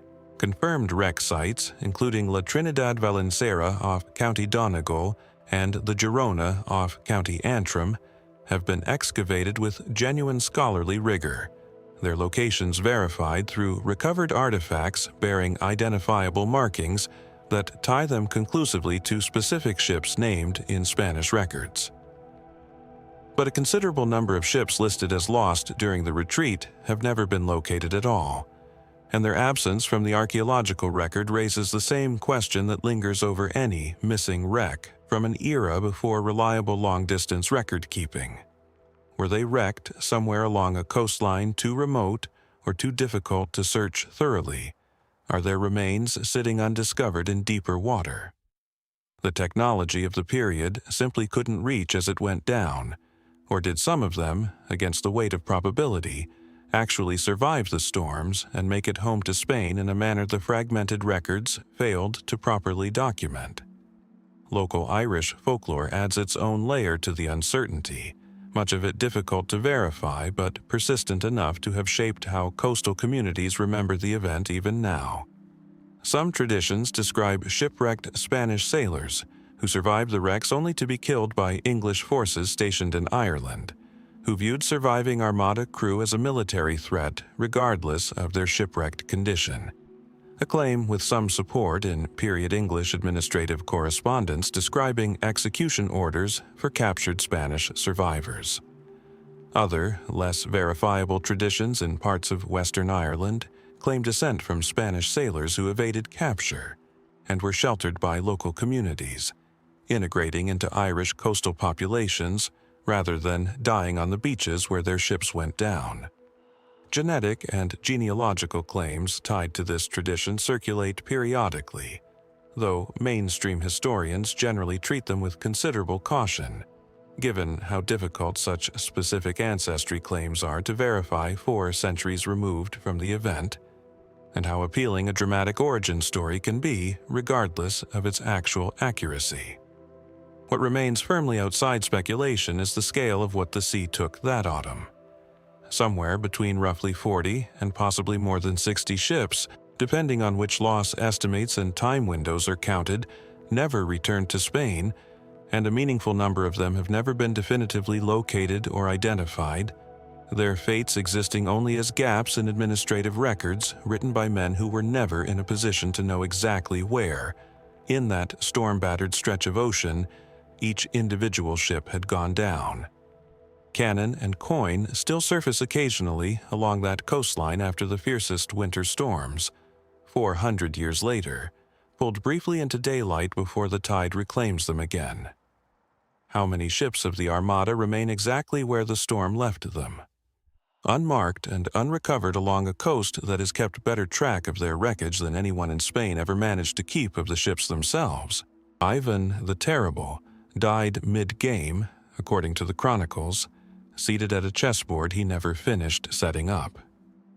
It is a strange, almost anticlimactic detail to survive about a man whose reign had been defined by so much deliberate, theatrical violence, and it sits at the center of a death that official Russian history has never managed to fully close the book on.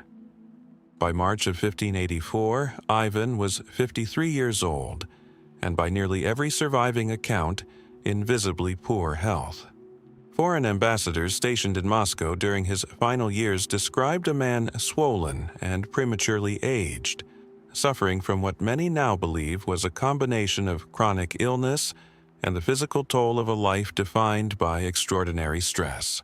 A reign that had included decades of warfare, the death of his eldest son and heir at his own hand or near it 3 years earlier, and the sustained psychological weight of the Oprichnina, the campaign of state terror he had personally overseen against his own nobility.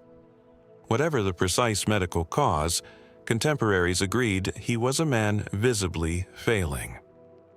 On March 18th, by the account most commonly repeated, Ivan sat down to play chess and collapsed before the game could properly begin. He died shortly afterward. The official explanation, offered at the time, and generally accepted by mainstream historians since, points to natural causes consistent with his documented decline, a combination of chronic conditions that had been worsening for years, culminating in a death that, however sudden its final moment, was not entirely unexpected to those around him. This account, straightforward as it sounds, sat uneasily with rumors that began circulating almost immediately and that have never entirely gone away. The most persistent of these rumors named Boris Godunov, the same figure who would later stand accused, with similarly unresolved certainty, in the death of the young Tsarevich Dmitry at Uglich 7 years afterward. By 1584, Godunov had become one of the most powerful men in Ivan's court, closely tied to the royal family through his sister's marriage to Ivan's surviving son, Feodor, the gentle and largely incapable heir who would take the throne upon his father's death. A dying, unpredictable, and by that point genuinely feared Tsar represented both danger and opportunity to men positioned near him, and rumors of poisoning began attaching themselves to Ivan's death within court circles almost as quickly as they would later attach to Dmitry's. For centuries, these rumors remained essentially unprovable, the kind of political suspicion that attaches itself naturally to any sudden death of a powerful, embattled ruler, particularly one who had made as many enemies within his own court as Ivan had. That changed, at least partially, with the same 1963 Soviet exhumation that examined the remains of Ivan's son.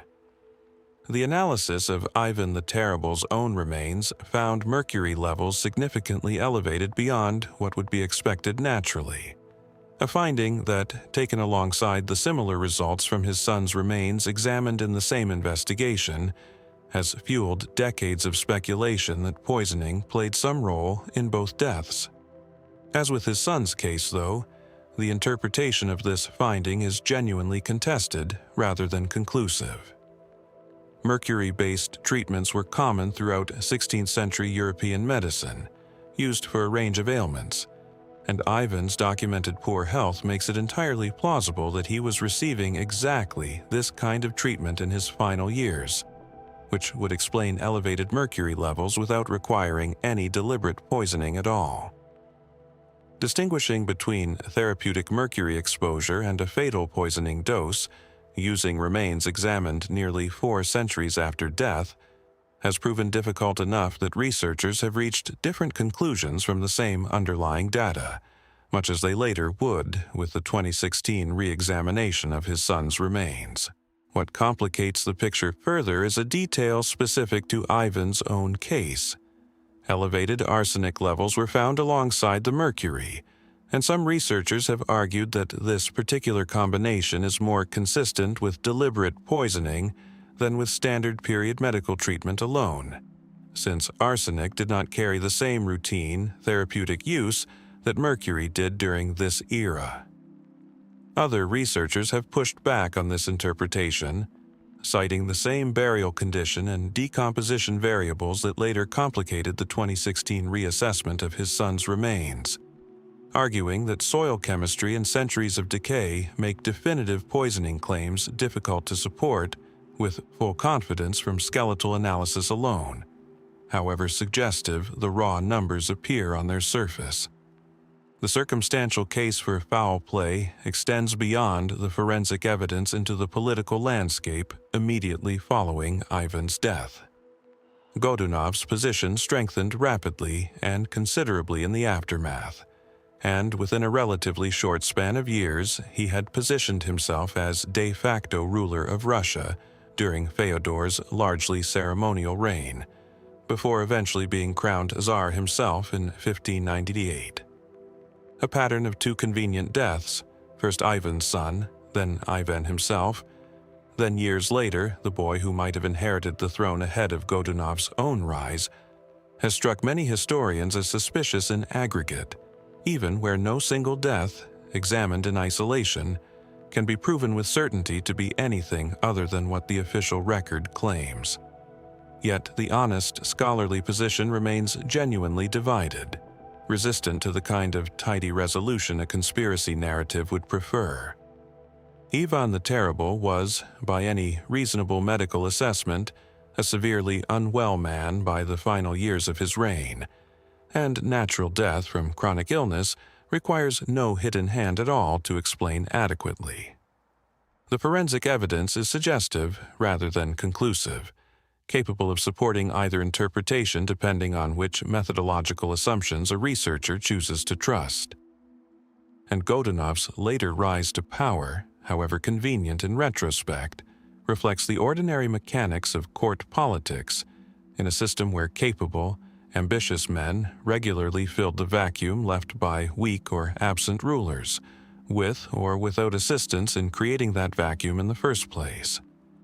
A chessboard, half arranged, a body examined 4 centuries later, carrying traces of substances that could mean medicine or could mean murder, and no way now to ask which. If Ivan the Terrible's final days held a secret beyond simple illness, it was buried with him in 1584, exhumed only partially in 1963, and left, even then, exactly as uncertain as it had been the moment his court first began to whisper about what, or who, had actually stopped his heart. In the Kremlin's Archangel Cathedral, among the tombs of Russia's early czars and tsarinas, lies the resting place of a woman whose death, more than any battle or decree, may have determined the shape of Ivan the Terrible's entire reign. Her name was Anastasia Romanovna, his first wife, and when Soviet researchers exhumed her remains in the same wave of 20th century forensic investigations that later examined Ivan and his son, what they found in her hair and remains reopened a question Russian chroniclers had been asking, without resolution, for over 4 centuries. Anastasia married Ivan in 1547, the year of his coronation as the first Tsar of all Russia. And by nearly every surviving account, the marriage was a genuinely happy one, unusual for the arranged unions of European royalty in this period. Chroniclers described her as gentle, pious, and a calming influence on a young ruler, whose temperament, even in these early years, showed signs of the volatility that would later define his legacy. The 13 years of their marriage are frequently characterized by historians as the most stable and constructive period of Ivan's entire reign, years that saw meaningful legal and administrative reform, expanded territory, and a court relatively free of the paranoid, bloody purges that would come to define his later decades in power. Anastasia died in August 1560, after a period of declining health that contemporary accounts describe with real anguish, given how genuinely beloved she appears to have been within the court. Ivan's grief, by multiple accounts, was extreme and immediate, and chroniclers close to the court would later point to her death as the precise hinge point where his reign began to change character. The moment, as some accounts frame it, when the relatively measured ruler of the 1550s began transforming into the increasingly suspicious, violent figure remembered by history as Grozny, the Terrible, or more precisely translated, the Formidable. Ivan himself apparently believed from very early on that his wife had been murdered, and he was far from alone in that suspicion. Court rumors at the time pointed toward boyars, members of Russia's hereditary nobility, who had long resented the influence Anastasia and her Romanov relatives held over the young Tsar, and who stood to gain considerably from removing a queen whose family's rising prominence threatened the traditional power structures older noble houses had relied on for generations. No formal investigation of the period reached any definitive conclusion, and for over 400 years, the question of whether Anastasia died of illness or poison remained essentially unanswerable. Resting entirely on the strength of court gossip and Ivan's own conviction, which many historians were inclined to view with some skepticism given his documented paranoia in later years. That changed, at least partially, in 2000, when Russian researchers conducted a forensic re-examination of Anastasia's remains using more advanced analytical techniques than had been available during the broader Soviet exhumations decades earlier. The results were striking. Mercury levels in her remains measured significantly higher than what researchers considered typical, alongside elevated arsenic, the same combination that would later draw attention in the remains of both Ivan himself and his son, examined separately in earlier investigations.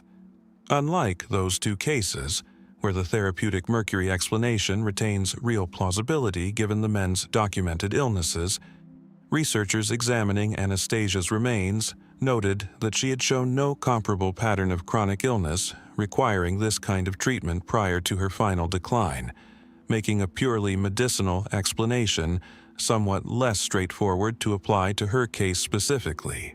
This finding lent genuine forensic weight to what had previously been 4 centuries of court rumor and a grieving widower's conviction, and it has been treated by a number of historians as the strongest evidence yet that at least one of the mysterious deaths surrounding Ivan's family may indeed have involved deliberate poisoning, even where the other cases remain genuinely ambiguous. But even this more compelling result comes with real limitations that honest scholarship has to acknowledge. Mercury exposure in the 16th century wasn't limited to medical treatment. It appeared in cosmetics, in certain preservation processes, and in various environmental sources that could plausibly account for elevated levels without requiring a deliberate act. And, as with the other Kremlin exhumations, the 4-century gap between death and analysis leaves room for legitimate scientific debate about how reliably modern toxicology can distinguish between accumulated environmental exposure and a fatal poisoning dose, however suggestive the raw numbers appear. What makes Anastasia's case distinct from the others, though, isn't just the forensic detail. It's the scale of what her death is believed to have set in motion. If she was indeed murdered, the killing didn't just end one life. By the accounts of contemporaries and the judgment of many historians since, it fundamentally altered the trajectory of Russian history. Ivan's transformation into the ruler who would create the Oprichnina, who would kill his own son in a fit of rage 7 years after Anastasia's death, who would leave behind a legacy so violent that the boyar's worst fears about an unstable Tsar arguably became self-fulfilling. All of it is frequently traced by historians back to the grief and suspicion that consumed him in 1560. If the boyars who resented Anastasia's influence did in fact orchestrate her death to weaken the Romanov family's standing at court, the historical irony is difficult to overstate. Rather than freeing Ivan from a wife's family's influence, her death may have instead unleashed the very tyrant whose paranoid purges would eventually devastate the boyar class more thoroughly than Anastasia's quiet influence ever threatened to. No document survives naming a poisoner. No confession, no trial, no boyar ever formally implicated with evidence a modern court would accept. What remains is a set of bones bearing chemical traces 4 centuries old, a grieving Tsar who never stopped believing his wife had been murdered, and a reign that changed so completely and so permanently in the aftermath of her death that even historians skeptical of the poisoning theory struggle to explain the transformation any other way. If someone in that court did reach for poison in 1560, believing they were merely removing one troublesome family's influence from the throne, did they have any idea what kind of ruler their action would ultimately create? A small ship called the Squirrel, barely 10 tons, no larger than a modern fishing vessel, was last seen by the crew of its companion ship on the night of September 9, 1583, somewhere in the North Atlantic between Newfoundland and England. Its captain was reportedly seen on deck, reading calmly from a book, and was heard to call out across the water to the other vessel, offering words meant to reassure his men despite the storm closing in around them. By morning, the Squirrel and everyone aboard it, including that captain, Sir Humphrey Gilbert, had vanished entirely. No wreckage was ever recovered, no bodies were ever found. Gilbert's expedition to Newfoundland earlier that same year represents one of England's earliest formal attempts to establish a foothold in North America, predating the Roanoke colony by several years. In August 1583, Gilbert landed at what is now St. John's, Newfoundland, and formally claimed the territory for Queen Elizabeth I, planting England's authority in the New World through a ceremony involving the cutting of turf and the reading of a royal commission before the assembled fishermen already working the harbor, English, Portuguese, and Spanish alike. This claim is genuinely significant in the history of English colonization, marking one of the first documented assertions of English sovereignty in North America. And it's worth being precise about what it actually was: a formal territorial claim, not the establishment of a settled, functioning colony with houses and families intended to remain through the winter, of the kind Roanoke would later attempt. Gilbert's fleet, after making this claim, did not stay to build a permanent settlement. Struggling with dwindling supplies, a ship already lost off Sable Island earlier in the voyage, and a crew increasingly eager to return home, Gilbert made the decision to sail back to England, intending, by most accounts, to secure further resources and mount a more substantial colonizing effort in the future. It was on this return voyage, crossing open ocean in autumn, storm conditions notoriously dangerous for small vessels of the period, that the Squirrel was lost. This much sits on solid documentary ground, recorded by Edward Hayes, captain of the surviving companion ship Golden Hind, who witnessed the Squirrel's final hours and later published a detailed account of the voyage. Hayes's narrative is treated by historians as a broadly reliable primary source, and the core facts of Gilbert's disappearance, the storm, the small ship overwhelmed by seas too rough for its size, the total loss of vessel and crew with nothing ever recovered, are not seriously disputed. What gives the story its lingering, unresolved quality isn't doubt about whether Gilbert died at sea.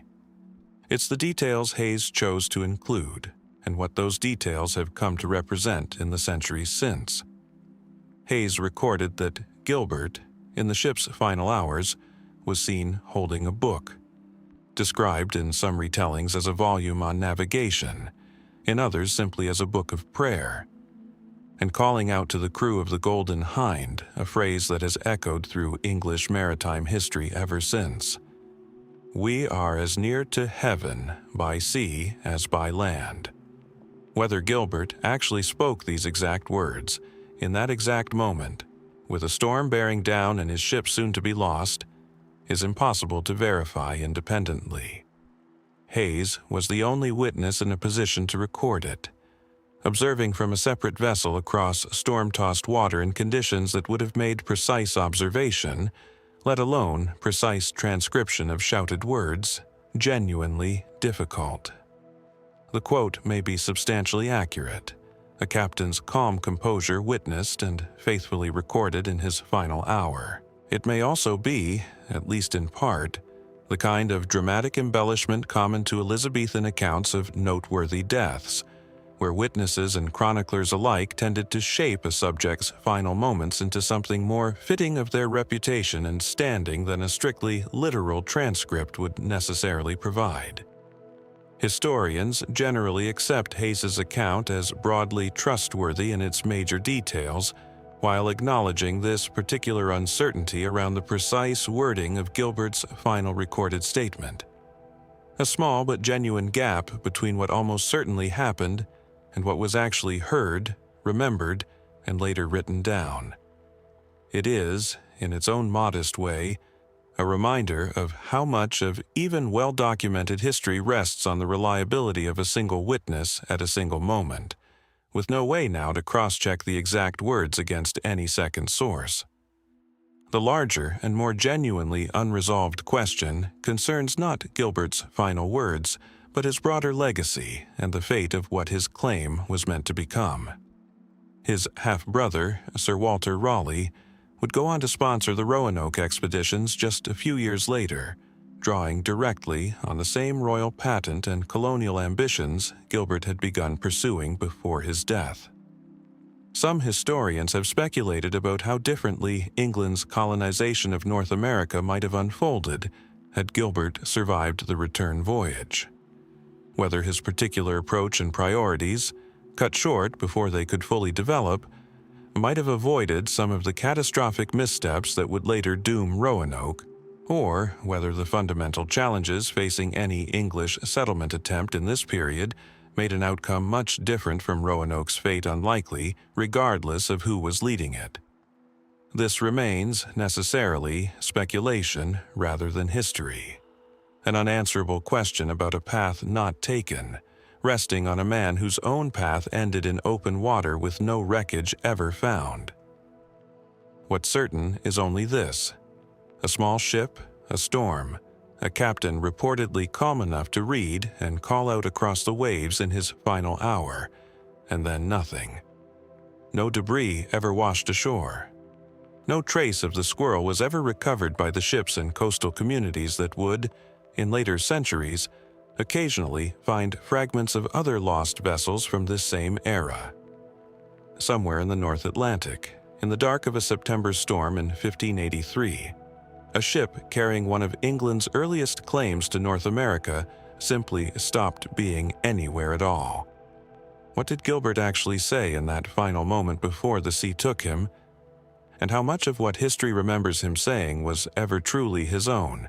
In the vaults of Wawel Castle in Krakow, where Polish monarchs were crowned for centuries, a single item survives from what was once one of Europe's most elaborate royal treasuries: a coronation sword known as strangest, notched along its blade, used in Polish coronation ceremonies from the early 14th century onward. It survives today almost by accident of geography, having been separated from the rest of the Commonwealth's crown jewels well before the disaster that consumed nearly everything else. The rest of that treasury, crowns, scepters, ceremonial orbs, jeweled reliquaries accumulated across roughly 4 centuries of Polish and Lithuanian royal history, no longer exists in any form historians can point to. It was deliberately melted down, and the specifics of what exactly went into that fire have never been fully reconstructed. The Polish-Lithuanian Commonwealth, one of the largest and most powerful states in early modern Europe at its height, ceased to exist as an independent political entity by 1795, partitioned entirely out of existence by Russia, Prussia, and Austria, in a series of territorial divisions carried out over the preceding decades. When Prussian forces took control of Warsaw and the surrounding territory during the final partition, they gained possession of the Commonwealth's royal treasury, held at that point in Warsaw's royal castle. What happened to that treasury afterward is where documented history and genuine uncertainty begin to overlap. Prussian authorities, facing significant war debts and financial pressure following years of conflict across Europe, made the decision to have much of the Commonwealth's crown jewels melted down for their raw material value, converting centuries of accumulated royal regalia into bullion and coinage, rather than preserving it as historical or cultural patrimony. This decision is documented in Prussian administrative records from the period, and it represents one of the more thoroughly deliberate destructions of royal treasure in European history. Not treasure lost to war, fire, or theft in the conventional sense, but treasure consciously converted to currency by a government that had little sentimental or political investment in preserving symbols of a state it had just helped erase from the map. What makes the full scope of the loss difficult to establish with precision is the state of the inventory records themselves. Detailed catalogues of the Commonwealth's crown jewels did exist prior to the partitions, documenting individual pieces with descriptions of their materials, craftsmanship, and history extending back through multiple royal reigns.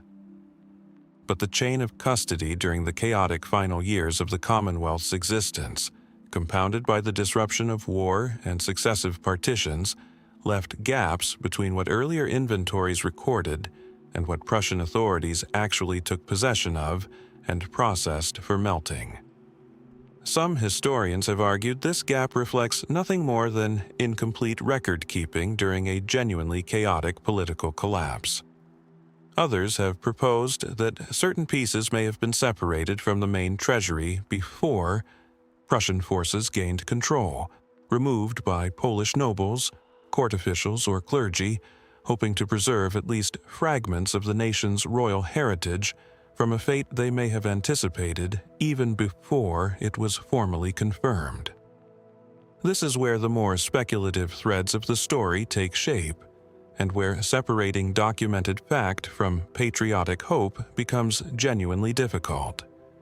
Various pieces have been rumored, at different points over the past 2 centuries, to have survived the melting in private hands, hidden away by families or religious institutions sympathetic to the fallen Commonwealth, waiting for a restoration of Polish sovereignty that would not meaningfully arrive until well over a century later. A small number of items in private and church collections across Poland have, from time to time, been proposed as possible survivors of the royal treasury, their provenance argued for based on stylistic features or fragmentary ownership histories, rather than the kind of documentary chain that would satisfy rigorous historical verification. None of these claims has achieved the kind of scholarly consensus that would allow a museum to display a piece with full confidence in its origin, and several have been persuasively challenged by researchers pointing to more mundane, unrelated origins for the items in question. The difficulty, fundamentally, is one shared by many stories of deliberately destroyed treasure across history, proving a negative. Establishing with confidence that a specific piece was definitely melted down in Prussian custody requires the kind of precise documentation that simply doesn't survive from this period, and the absence of proof that a piece survived is not the same as proof that it didn't. Polish historians and cultural institutions have continued to research the treasury's fate in the centuries since, driven by both scholarly interest and the particular emotional weight this loss carries within Polish national memory. Given how directly the destruction of the crown jewels symbolized the broader erasure of Polish statehood during the partition era, Szczerbiak itself offers a useful, if imperfect, illustration of how uncertain this history can be, and how easily an object's fate can diverge from what was assumed. The sword was removed from the main treasury and taken abroad by Polish authorities decades before the partitions themselves, eventually passing through a complicated series of ownership changes across multiple countries before returning to Poland in the 20th century and finding its permanent home at Wawel Castle. If a coronation sword could survive centuries of political upheaval through a chain of custody complicated enough to genuinely challenge historians researching it, the question of whether other individual pieces from the same treasury might have followed similarly convoluted, undocumented paths away from Prussian hands before the melting took place is not, on its face, an unreasonable one to ask. What remains certain is only the scale of the loss itself. A royal treasury built across roughly 4 centuries, representing the material history of 2 United Nations monarchies, reduced by deliberate decision to raw bullion within a matter of years after the Commonwealth's dissolution. A single sword survived, its own path to survival unlikely enough that no one could have predicted it in advance. How many other pieces, quietly removed by hands hoping to save some fragment of a vanishing nation's crown, might still be sitting uncatalogued in a private collection or church vault somewhere in Poland, waiting, like Shakespeare once did, for someone to finally recognize exactly what they're looking at? In the Vatican's secret archive, a name that describes its historical function as a private papal repository rather than any deliberate concealment, though the phrase has done plenty of work fueling speculation over the centuries. There exists a folder of documents that vanished for nearly 300 years before resurfacing, almost by accident, in a Roman library that had nothing obvious to do with the Inquisition at all. Those documents recorded the trial of Giordano Bruno, the philosopher and former Dominican friar burned at the stake in Rome's Campo dei Fiori in February 1600, and their disappearance and eventual partial recovery form one of the stranger paper trails in the history of the Catholic Church's early modern archives. Bruno's case has long occupied an unusual place in the history of science and philosophy, in part because later writers, particularly from the 19th century onward, frequently framed him as a martyr for scientific truth, executed for advocating Copernican astronomy and the idea of an infinite universe containing countless other worlds. The reality that emerges from what documentation does survive is more complicated. Bruno was tried and convicted on a lengthy list of theological charges extending well beyond his cosmological views, including denial of core Catholic doctrines around the Trinity, the divinity of Christ, and the nature of transubstantiation, alongside accusations of practicing magic and holding heretical views on the eternity of the world. His astronomical ideas were very likely part of what troubled his inquisitors, but the surviving record makes clear the case against him was built on a far broader foundation of theological heresy than the simplified martyr for science narrative typically acknowledges. The difficulty in saying anything more precise than this for centuries was that the actual trial record itself was missing. Bruno's case was tried before the Roman Inquisition over the course of roughly 8 years, from his arrest in Venice in 1592 through his eventual execution in 1600, and a formal record of the proceedings, including the specific charges, his responses, and the deliberations that led to his conviction, would have been compiled and retained according to standard Inquisition practice of the period. But for reasons that remain only partially explained, this documentation disappeared from where it should have been held, and for the better part of 3 centuries, historians studying Bruno's case were forced to work primarily from secondary accounts, summaries, and fragmentary references in other documents rather than the trial record itself. The rediscovery, when it finally came, happened almost by chance. In 1940, a summary of Bruno's trial was located in the Vatican Library, offering historians their first substantial documented account of the proceedings' actual content since the original record had gone missing. It was not, however, the complete original transcript, but rather a summary compiled at some point for internal church use. Useful, and a genuine improvement over the fragmentary secondary sources historians had previously relied on, but still a step removed from the full original proceedings, which have never been definitively located in complete form. This gap between what should have existed, based on standard Inquisition record-keeping practices of the period, and what has actually been recovered, is where the genuine historical uncertainty sits. Records from other Inquisition trials of the era, including cases far less prominent than Bruno's, have in many instances survived in considerably more complete form, which makes the specific incompleteness of Bruno's documentation somewhat harder to attribute to simple archival neglect or the ordinary attrition that claims many historical records over centuries. Some historians have proposed this reflects nothing more than the general disorganization of Vatican record-keeping during a turbulent period of church history, when documents were relocated, reorganized, and in some cases lost through simple administrative carelessness rather than any deliberate act. This explanation requires no hidden motive at all, and given how genuinely chaotic archival practices could be even within well-resourced institutions of this era, it remains the position most mainstream historians default to. Others have suggested a more deliberate explanation, proposing that portions of Bruno's trial record may have been specifically removed or suppressed at some point after his execution, precisely because the full content of his theological and cosmological arguments, preserved in his own words through trial testimony, represented exactly the kind of unresolved intellectual challenge the Church would have preferred not to leave in circulation for later scholars to study and potentially find persuasive. This theory has never been substantiated with direct evidence of deliberate suppression, and it runs somewhat against the fact that a summary of the trial did eventually surface within Vatican holdings, rather than having been destroyed outright, which would seem a more thorough solution had suppression genuinely been the goal from the start. But the theory persists in part because the incompleteness of the surviving record leaves a genuine gap that no fully satisfying alternative explanation has definitively closed.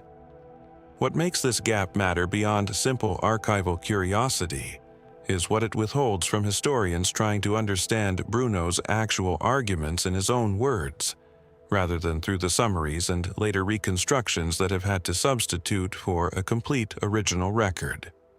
Bruno's written works that survive independently of the trial, including his philosophical and cosmological treatises published before his arrest, give historians a reasonably clear picture of his broader thinking.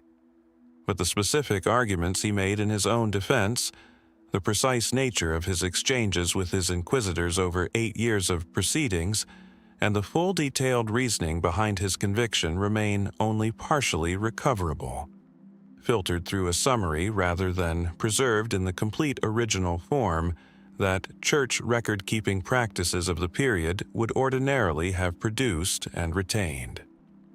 A philosopher who insisted, across 8 years of interrogation, that he would not recant views he considered true, was burned in a Roman square in February 1600, reportedly turning his face away from a crucifix offered to him in his final moments. The words that led to that sentence were recorded in full, once, by scribes doing exactly the job the Inquisition required of them. Most of that record has still never been found. Was its disappearance simply the ordinary erosion any 400-year-old archive suffers? Or did someone, at some point after the flames in Campo de' Fiori went out, decide that Bruno's own words were still dangerous enough to keep from ever being read in full again? A small printing press, disassembled and hidden inside a series of trunks, was moved across the English countryside no fewer than 6 times between 1588 and 1589, smuggled from one sympathetic household to another, always staying one step ahead of a government search that never quite managed to catch it in the act. What that press produced during its brief mobile existence were the Marprelate Tracts, a series of anonymous pamphlets so viciously funny and so precisely aimed at the Church of England's bishops that they provoked one of the most extensive manhunts of Elizabeth Ashir's entire reign, and left behind a question of authorship that literary historians have never definitively resolved. The tracts appeared between 1588 and 1589, published under the pseudonym Martin Marprelate, a name whose meaning was entirely unsubtle, to mar the prelates, the bishops of the Church of England, whom the tracts attacked with a satirical ferocity almost unprecedented in English religious writing of the period. the pamphlets emerged from the Puritan movement's ongoing conflict with the established church hierarchy, arguing against the episcopal structure of bishops and archbishops in favor of a more decentralized Presbyterian model of church governance. What set the Tracts apart from the many other religious polemics circulating through Elizabethan England wasn't really their theological argument, which was fairly standard Puritan doctrine for the period, but their tone, irreverent, mocking, deliberately crude in places, treating some of the most powerful clergymen in England with a contempt bordering on outright ridicule, delivered with a comic voice sharp enough that even readers hostile to the Puritan cause reportedly found themselves laughing before catching themselves. This combination proved genuinely dangerous to the English establishment, and not simply because of wounded clerical pride. Elizabethan authorities took anonymous, unlicensed printing extremely seriously as a matter of state security, given how closely political and religious dissent were intertwined in a period still shadowed by the threat of Catholic conspiracy and the memory of the Spanish Armada only a year earlier. An anonymous press capable of producing and distributing material this inflammatory, while evading detection entirely, represented exactly the kind of unregulated challenge to authority the government could not afford to ignore, regardless of whether the specific content came from Puritans, Catholics, or any other source of dissent. The government's response was extensive. Richard Bancroft, who would later become Archbishop of Canterbury, led an investigation that combined traditional intelligence work with a novel countermeasure, commissioning professional writers, including, by many accounts, John Lilly and possibly Thomas Nash, to write published rebuttals matching Marprelate's satirical tone rather than responding with the dry theological rebuttals the Church might ordinarily have favored, essentially fighting the Tract's popular appeal on its own comedic terms.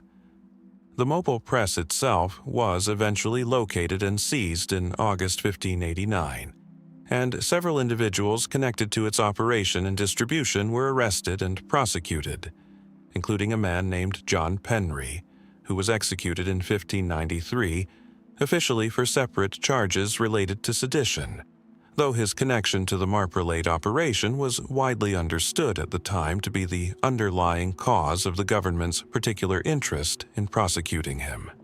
And yet, despite the seized press, the arrests, and Penry's execution, the central question the entire investigation had been mounted to answer was never conclusively settled. Who actually wrote the Tracts? Penry has long been considered a strong candidate, given his documented Puritan activism and his clear connection to the press's operation and movement across the countryside. But most historians studying the case have concluded that Penry's role was more likely organizational and logistical than authorial, someone who helped facilitate the press's operation and distribution network rather than the primary voice behind the distinctively sharp, comic writing style that made the Tracts so effective and so widely read. The actual prose itself, with its rapid wit and theatrical rhythm, has struck many literary scholars as the work of someone with a more developed and specifically comic literary sensibility than Penry's own surviving writings, which tend toward straightforward, earnest religious argument rather than satire.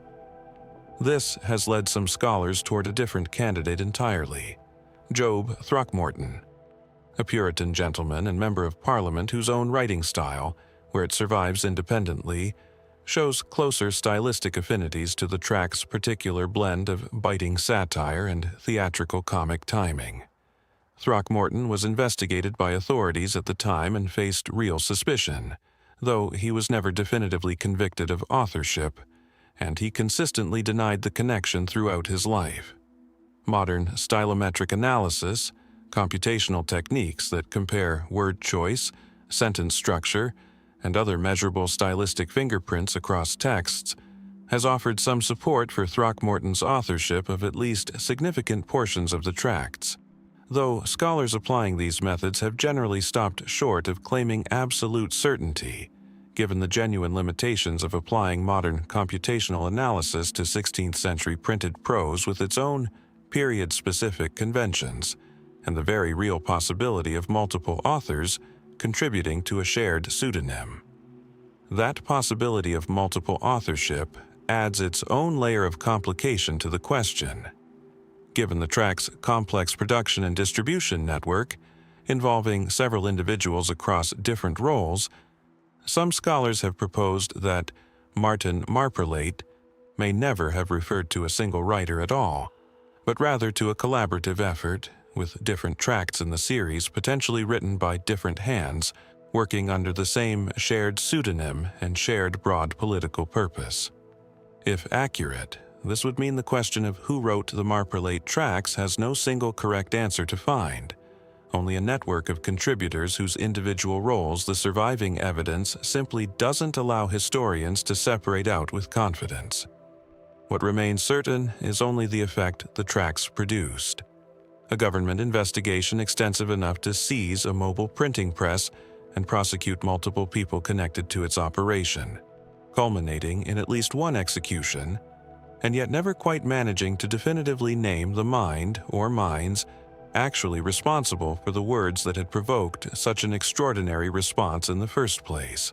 Somewhere in the exchange of drafts, printing, and distribution across those 6 relocated hiding places, a voice sharp enough to unsettle England's religious establishment did its work, and then, deliberately, disappeared behind a pseudonym that has outlasted every guess made about who stood behind it.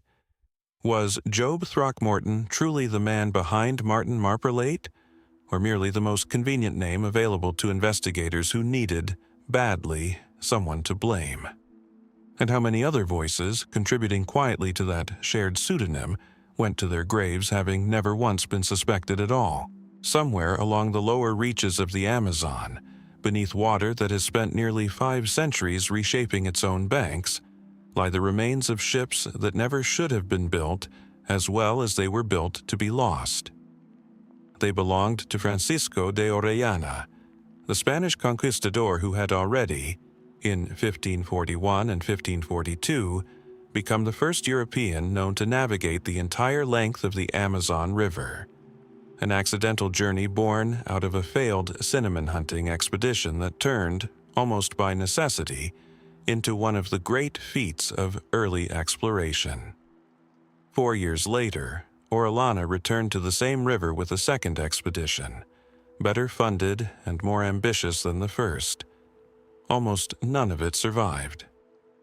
The first voyage had made Orellana's reputation, if a controversial one. He had set out in 1541 as part of an expedition led by Gonzalo Pizarro, brother of the conquistador who had toppled the Inca Empire, searching for cinnamon and the legendary wealth of El Dorado somewhere in the interior of South America. Separated from the main expedition while searching for food along a tributary, Orellana and his men found themselves unable to return upstream against the current, and made the decision to continue downriver instead, ultimately riding the Amazon's flow all the way to the Atlantic Ocean. A journey of roughly 8 months through territory no European had previously mapped or traversed. Pizarro, left stranded and furious, would later accuse Orellana of essentially deserting the original expedition rather than genuinely being unable to return, a charge Orellana consistently denied, framing the river's current as an obstacle beyond any reasonable ability to overcome, though the dispute over his motives has never been fully resolved to the satisfaction of every historian who has examined the conflicting accounts. Whatever the truth of that earlier controversy, Orellana returned to Spain with an account of his journey detailed enough and compelling enough to secure royal backing for a second expedition, this one explicitly intended to establish permanent Spanish settlements along the Amazon rather than simply pass through it. He departed in 1545 with several ships and several hundred men, women, and colonists, a substantially larger and more ambitious undertaking than the accidental river journey that had made him famous. This second expedition is where the documentation, comparatively thorough for the first voyage, becomes considerably thinner and harder to reconstruct with confidence. What is generally agreed upon by historians is that the expedition suffered catastrophic losses almost from the outset. Ships were lost in difficult coastal and river navigation before the expedition had even properly begun its journey inland. Disease, starvation, and conflict with indigenous communities along the river, some of whom had understandably grown hostile toward Spanish incursions following the first expedition's passage through their territory years earlier, took a severe and sustained toll on the remaining colonists. Orellana himself died during this second expedition in 1546, reportedly from illness combined with the accumulated exhaustion of a venture that had gone wrong at nearly every stage, though the precise circumstances of his final weeks are recorded only in fragmentary second-hand accounts rather than first-hand documentation of the kind that survives for his first more famous journey. What happened to the substantial number of colonists who had accompanied him, beyond the small remnant known to have eventually made their way back to Spanish territory, is where the historical record grows genuinely thin. Some survivors are documented as having straggled back to Spanish settlements in the Caribbean or along the northern coast of South America, carrying fragmentary accounts of the expedition's collapse. But the total number of colonists who set out with Orellana in 1545, measured against the small number confirmed to have survived and returned, leaves a gap that period documentation doesn't fully account for. Some were certainly killed in conflicts with indigenous communities along the river. Some almost certainly died of disease and starvation in a hostile environment that had already proven capable of destroying even well-prepared expeditions. But whether the full losses can be entirely explained by these documented causes, or whether some portion of the expedition met fates that were simply never recorded by anyone who survived to report them, remains a genuine gap in the historical accounting. This uncertainty has fed more speculative threads over the centuries, particularly among researchers and explorers drawn to persistent Amazonian legends of lost European settlements or descendants scattered through the deep interior, said to have survived through integration with indigenous communities rather than the total annihilation the sparse Spanish records seem to imply. These claims have never been substantiated with the kind of archaeological or genealogical evidence that would satisfy rigorous historical scrutiny, and mainstream historians generally treat them with considerable skepticism, consistent with how such legends have attached themselves to numerous other failed colonial expeditions across the Americas throughout this period. But the fundamental gap that gives these legends room to persist is real. A large expedition entered the Amazon in 1545, and the documented fate of only a fraction of its participants can be traced with any real confidence. Modern archaeological work along sections of the Amazon has, in recent decades, increasingly revealed evidence of far more extensive and sophisticated pre-Columbian indigenous settlement than earlier scholarship assumed, complicating any simple narrative of the river as untouched wilderness that would have offered Orellana's colonists no possibility of long-term survival or integration. Whether this broader recontextualization of the Amazon's human history has any specific bearing on the fate of Orellana's lost colonists remains speculative, but it has, at minimum, made the region's capacity to have absorbed survivors somewhat more plausible than earlier historians, working from a less complete picture of the pre-Columbian Amazon might once have assumed. A river that swallowed ships whole, and men and women whose names were recorded on a departure manifest in 1545, but never crossed back into any surviving arrival record on the other side of that catastrophic journey. Orellana's own death is documented, however thinly. The deaths, disappearances, or unrecorded survivals of the hundreds who followed him are not. Did the Amazon simply take them? the way it had nearly taken Orellana himself 4 years earlier? Or did some of them, in ways no Spanish document ever thought to record, find a way to remain? In the Bajoruco Mountains of what is now the southwestern Dominican Republic, limestone caves cut deep into terrain so rugged that Spanish colonial forces spent over a decade trying, and largely failing, to penetrate it. Local tradition in the region has long held that somewhere within this landscape, a cacique named Enriquillo hid a store of gold and valuables before his death in the 1530s. Wealth accumulated during years of successful resistance against Spanish rule and never recovered by the colonial authorities who eventually made peace with him rather than defeating him outright. Whether that specific treasure ever existed in the form local legend describes it is genuinely difficult to establish.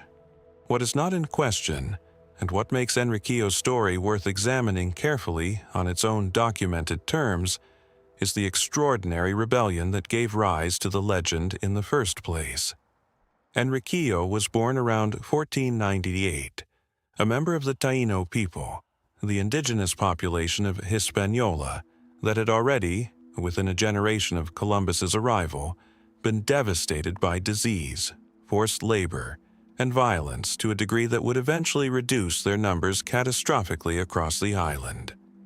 He was raised partly within the Spanish colonial system itself, educated by Franciscan friars and baptized as a Christian, and for a period of his early adulthood, he worked within the encomienda system, the forced labor arrangement through which Spanish colonists extracted work from indigenous populations under a framework that was, in practice if not always in official Spanish law, a form of slavery. What transformed Enriquillo from a colonial subject into the leader of one of the most significant indigenous uprisings in the early Spanish Caribbean was, by the documented account, a specific and personal injustice. Spanish colonial records, including the writings of the Dominican friar Bartolomé de las Casas, who knew of Enriquillo's case and wrote about it as part of his broader documentation of Spanish abuses against indigenous populations, describe an incident in which Enriquillo sought formal legal redress against a Spanish encomendero who had mistreated him and, by some accounts, assaulted his wife. The Spanish colonial courts, despite Enriquillo's Christian education and his attempt to work entirely within the legal framework the Spanish themselves had established, failed to deliver any meaningful justice, dismissing or inadequately addressing his complaint. Having exhausted the legal avenues available to him within the colonial system, Enriquillo withdrew into the mountainous interior of the island around 1519, and from there began what would become a sustained and remarkably successful armed resistance against Spanish colonial authority that lasted roughly 14 years. The rebellion itself is well documented, distinguishing it from many other indigenous resistance movements of the early colonial period, whose details survive only in fragmentary or heavily biased Spanish accounts. Enriquillo proved to be a genuinely skilled military leader, using intimate knowledge of the Bajoruco region's difficult terrain to wage an effective guerrilla campaign against Spanish forces sent to suppress him. Forces that included both regular colonial militia and, at various points, more substantial military expeditions specifically organized to end the rebellion. For over a decade, these efforts failed. The mountains that sheltered Enriquillo's forces made large-scale military operations extraordinarily difficult, and his forces, though vastly outnumbered and outmatched in terms of formal weaponry compared to Spanish colonial forces, proved consistently capable of evading capture and inflicting real costs on the expeditions sent against them. The rebellion's resolution came not through Spanish military victory, but through negotiation, an outcome remarkable in the broader context of early Spanish colonization, where indigenous resistance movements were far more commonly ended through overwhelming force than through diplomatic settlement. In 1533, the Spanish crown, recognizing that continued military campaigns against Enriquillo were proving costly and ineffective, negotiated a peace agreement granting Enriquillo and his followers freedom and a degree of autonomy, along with formal recognition of the injustices that had originally driven him to rebellion. This settlement stands as one of the few instances in the early colonial Caribbean where an indigenous leader successfully forced Spanish authorities into a negotiated peace on terms that included meaningful concessions, rather than simply the leader's surrender or destruction. Enriquillo died within a few years of this settlement, sometime in the mid-1530s, and it's here, at the close of a genuinely well-documented life, that the historical record gives way to the legend of hidden treasure that persists in the region to this day. The core of the legend holds that during his years leading the rebellion, Enriquillo's forces accumulated gold and valuables. Some accounts suggest looted from Spanish colonial targets during the guerrilla campaign. Others suggest gathered as tribute or support from sympathetic indigenous communities across the island. And that before his death, Enriquillo had this wealth hidden somewhere within the extensive cave systems of the Bahoruco Mountains, the same terrain that had sheltered his rebellion for over a decade, and that remained, even after the peace settlement, difficult for outsiders to fully explore or map. It's worth being direct about the evidentiary status of this claim. No contemporary Spanish colonial document, including the relatively detailed accounts of Enriquillo's rebellion and its resolution that do survive, makes specific reference to a hidden treasure of this kind. Las Casas's writings, which remain among the most substantial primary sources for understanding Enriquillo's life and rebellion, focus overwhelmingly on the injustice that provoked the uprising and the moral and political significance of the eventual peace settlement, rather than on any accumulated wealth or its ultimate disposition. This absence doesn't prove the legend false. Colonial documentation of indigenous resistance movements was frequently incomplete, filtered through Spanish priorities and interests that had little reason to carefully catalog the specific material resources of a rebellion the Crown was eager to resolve and move past rather than dwell on. But it does mean the treasure legend, as commonly told in the region, rests on oral tradition and later folklore, rather than on the kind of documentary foundation that supports the broader, genuinely remarkable story of Enriquillo's rebellion itself. This distinction matters because it's a pattern that appears repeatedly across colonial history in the Americas. A well-documented figure or event, significant enough to leave a real historical footprint, becomes over subsequent centuries the anchor for additional legends of hidden wealth that may or may not have any basis in the original historical reality. The Bahoruco Mountains' genuine inaccessibility during the colonial period, the same terrain feature that made Enriquillo's military resistance so effective for over a decade, also makes the region a plausible-sounding setting for treasure legends, regardless of whether any specific treasure was ever actually placed there, simply because dense, difficult terrain has always been fertile ground for stories of things hidden and never recovered. None of this is to say the legend is necessarily without any foundation. Guerrilla resistance movements sustained over 14 years, particularly ones that included raids on Spanish colonial targets, plausibly would have accumulated some material resources along the way, and the extensive, difficult-to-map cave systems of the Bahoruco region genuinely do offer terrain where such resources, if they existed, could have remained hidden and unrecovered for centuries, consistent with how other genuine colonial-era treasures have occasionally surfaced from similarly remote locations. Local searches and expeditions into the region's caves have continued sporadically over the years, driven by a legend persistent enough to have become a genuine part of regional cultural memory, even without documentary evidence to substantiate its central claim.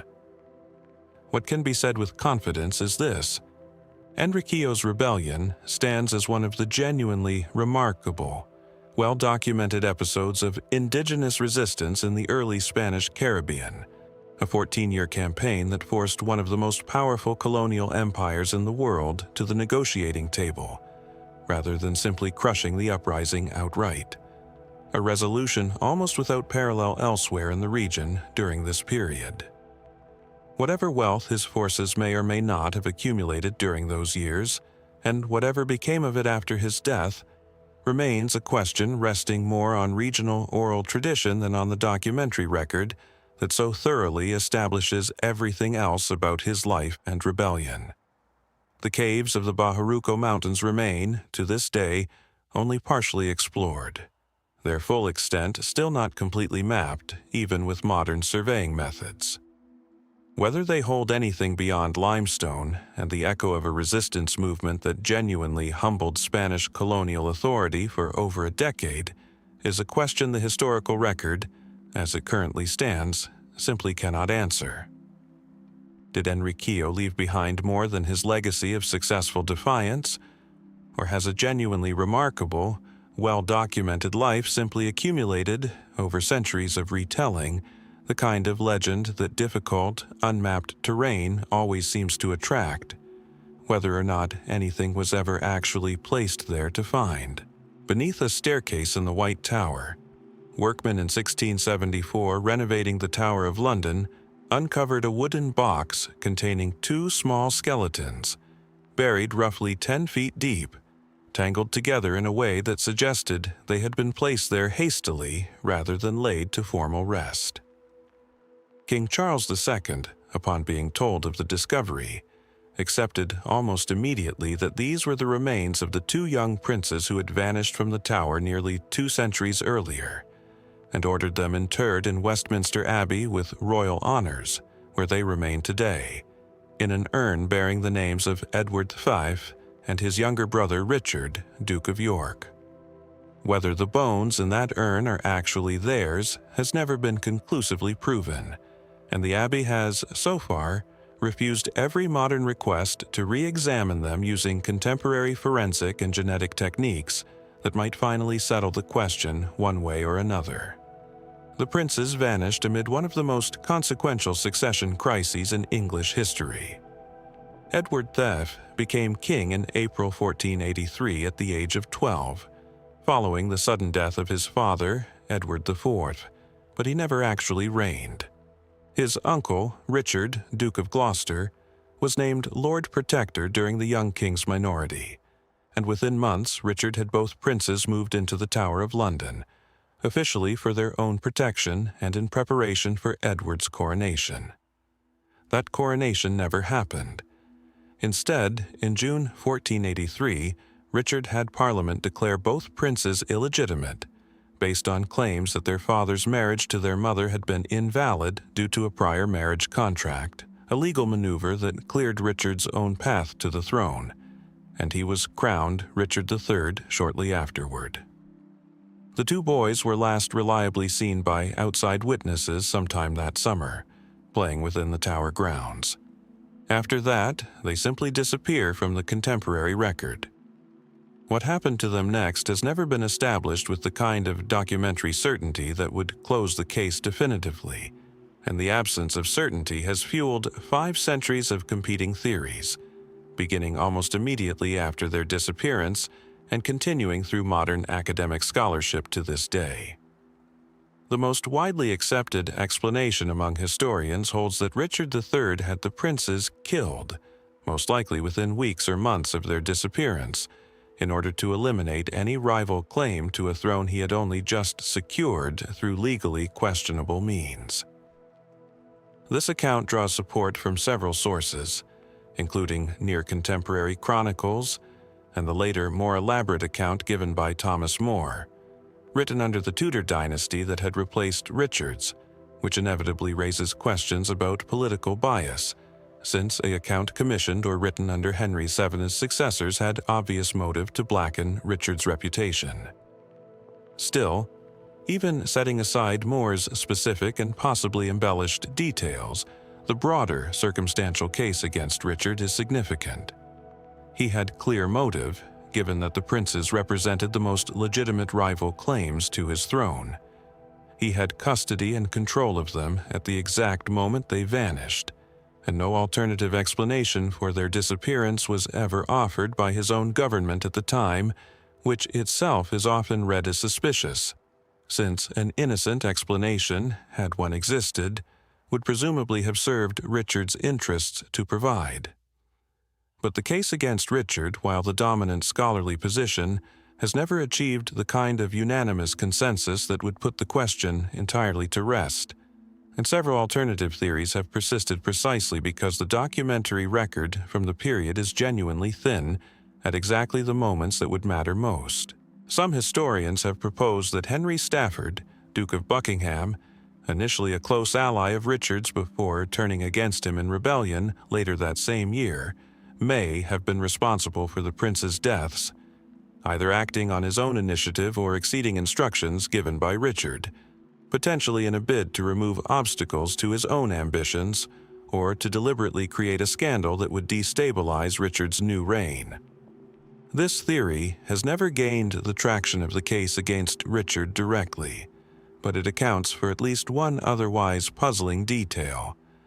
Buckingham's own rebellion against Richard later in 1483 has never been fully explained by contemporary sources, and some historians have wondered whether guilt, opportunism, or a falling out specifically related to the prince's fate might have played a role in that otherwise curious reversal of allegiance. A different strand of theory points toward Henry VII himself, who took the throne from Richard in 1485 following the Battle of Bosworth Field and founded the Tudor dynasty. Proponents of this theory argue that Henry had at least as much motive as Richard to want the princes dead, since their survival, or even the survival of just Edward V as the elder and more legitimate claimant, would have represented a direct threat to Henry's own tenuous claim to the throne, which rested on a genealogical case considerably weaker than a restored Edward V's would have been. This theory notes that if the princes were still alive when Henry took power in 1485, 2 years after their last confirmed sighting, he would have had every bit as much reason as Richard to ensure they never resurfaced. The theory remains a minority position among historians, in part because it requires assuming the princes survived Richard's reign at all, a claim with no direct supporting evidence, but it has never been entirely dismissed either, given how genuinely convenient their permanent disappearance proved to be for Henry's own claim to the throne. The uncertainty surrounding the prince's actual fate created fertile ground for one of the most remarkable political phenomena of the following decade: the emergence of pretenders claiming to be the surviving princes, each capable of gathering enough political and even military support to pose a genuine threat to Henry VII's throne.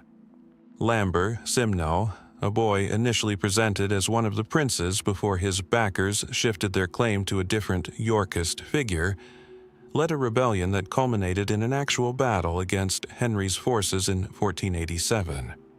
More significantly, Perkin Warbeck spent nearly a decade, from 1491 to 1499, maintaining a claim to be Richard, Duke of York, the younger of the two princes, supposedly having survived his brother's murder and escaped abroad. Warbeck gathered support from multiple European courts, including backing at various points from Burgundy, Scotland, and elements sympathetic to the Yorkist cause within England itself, mounting invasion attempts that Henry VII took seriously enough to divert substantial military and diplomatic resources toward countering them. Warbeck was eventually captured, imprisoned, and executed in 1499, having confessed under circumstances that many historians view with the same skepticism generally applied to confessions extracted by a government with every interest in obtaining exactly that admission.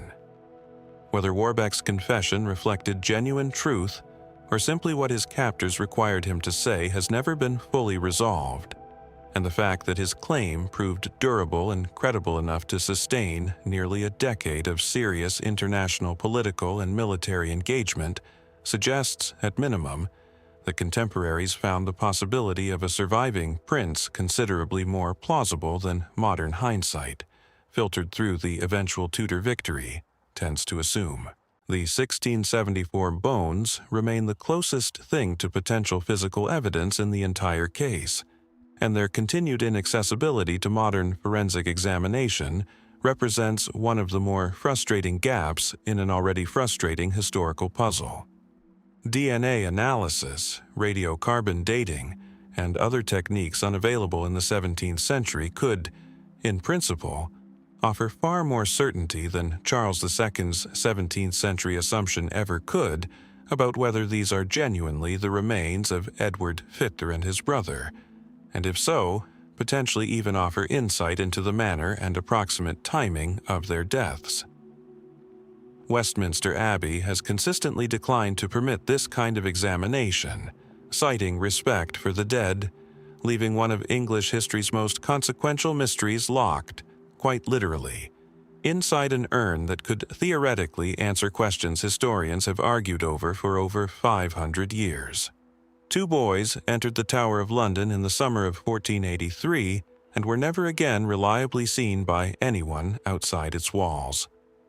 A box of bones surfaced nearly 2 centuries later, accepted on faith rather than proof, and has remained sealed against scientific scrutiny ever since.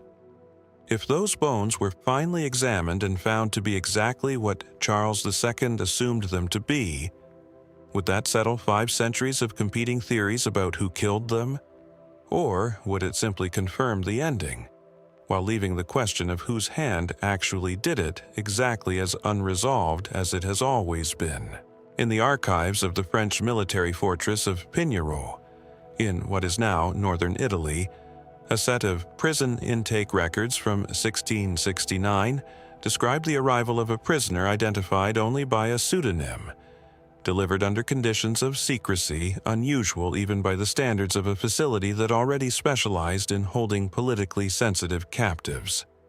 He would spend the next 3 decades of his life in French custody, moved between at least 5 different prisons, his face covered for at least the final portion of his imprisonment by a mask, and he would die in the Bastille in 1703, still known to history only as a legend rather than a name.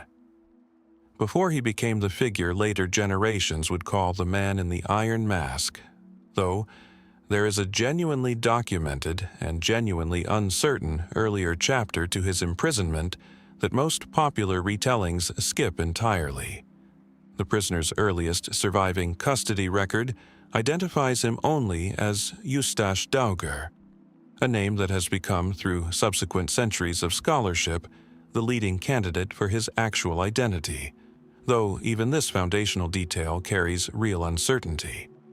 The letter authorizing his transfer to Pignerol in 1669, written by the French Minister of War Louvois to the fortress's governor Benigno de Saint-Mars, gives instructions unusually specific and severe for what the letter itself describes only vaguely as a matter requiring the strictest secrecy.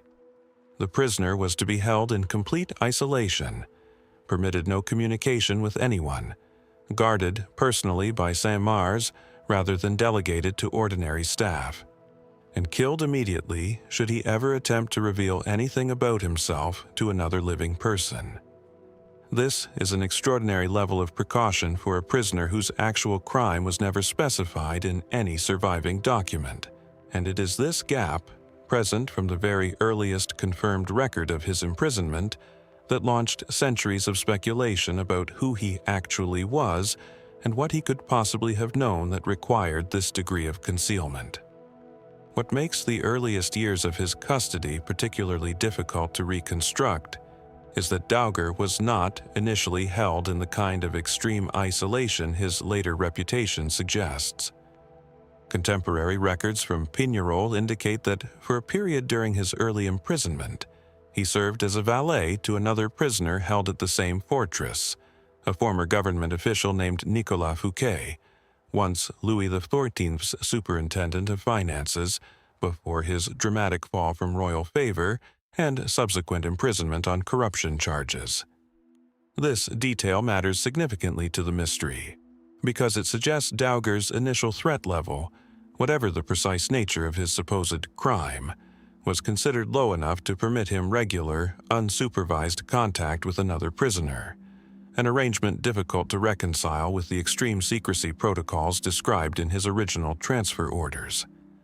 Some historians have proposed this apparent contradiction reflects evolving concerns about what Daugur might have revealed to Fouquet during his service, rather than any change in his original offense, suggesting his later, much stricter isolation may have been prompted by fears specifically related to what he'd overheard or learned while serving as valet, rather than by the nature of his original imprisonment at all.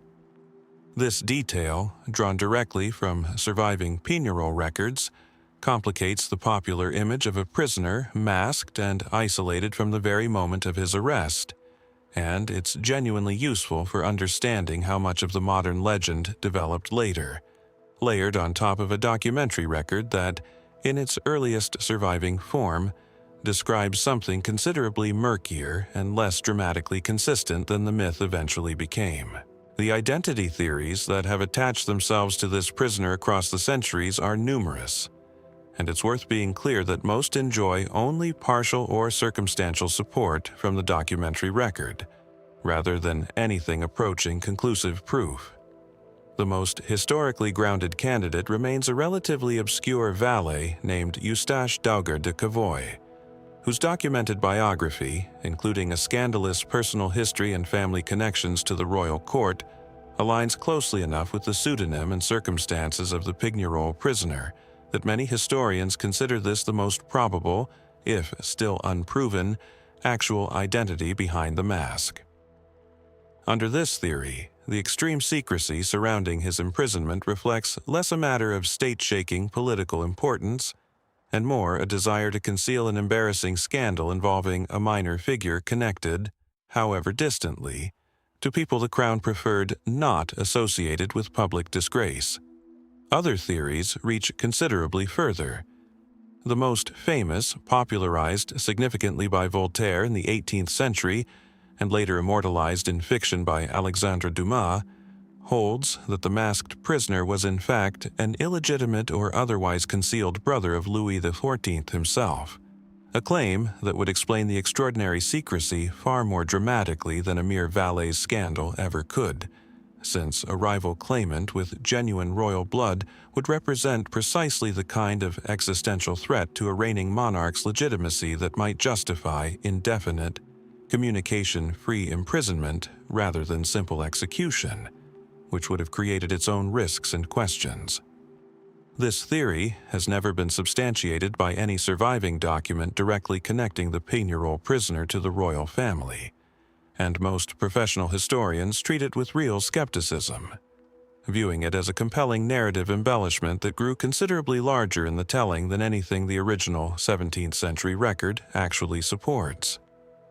But the theory has proven remarkably durable precisely because the secrecy surrounding the prisoner's true identity was genuinely extreme enough, even in the earliest documented instructions from Louvois, to leave room for exactly this kind of dramatic explanation to feel plausible.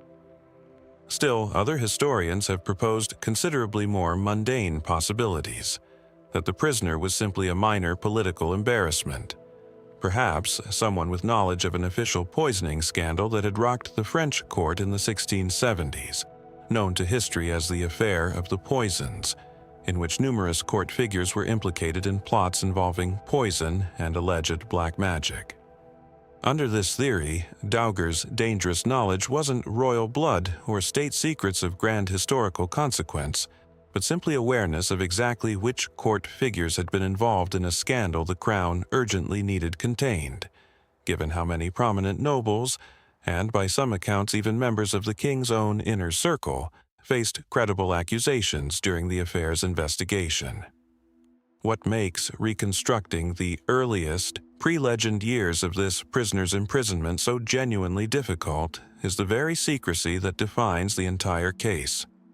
The surviving documentation was, by design, meant to obscure, rather than clarify who this man actually was and why his imprisonment required such extraordinary measures.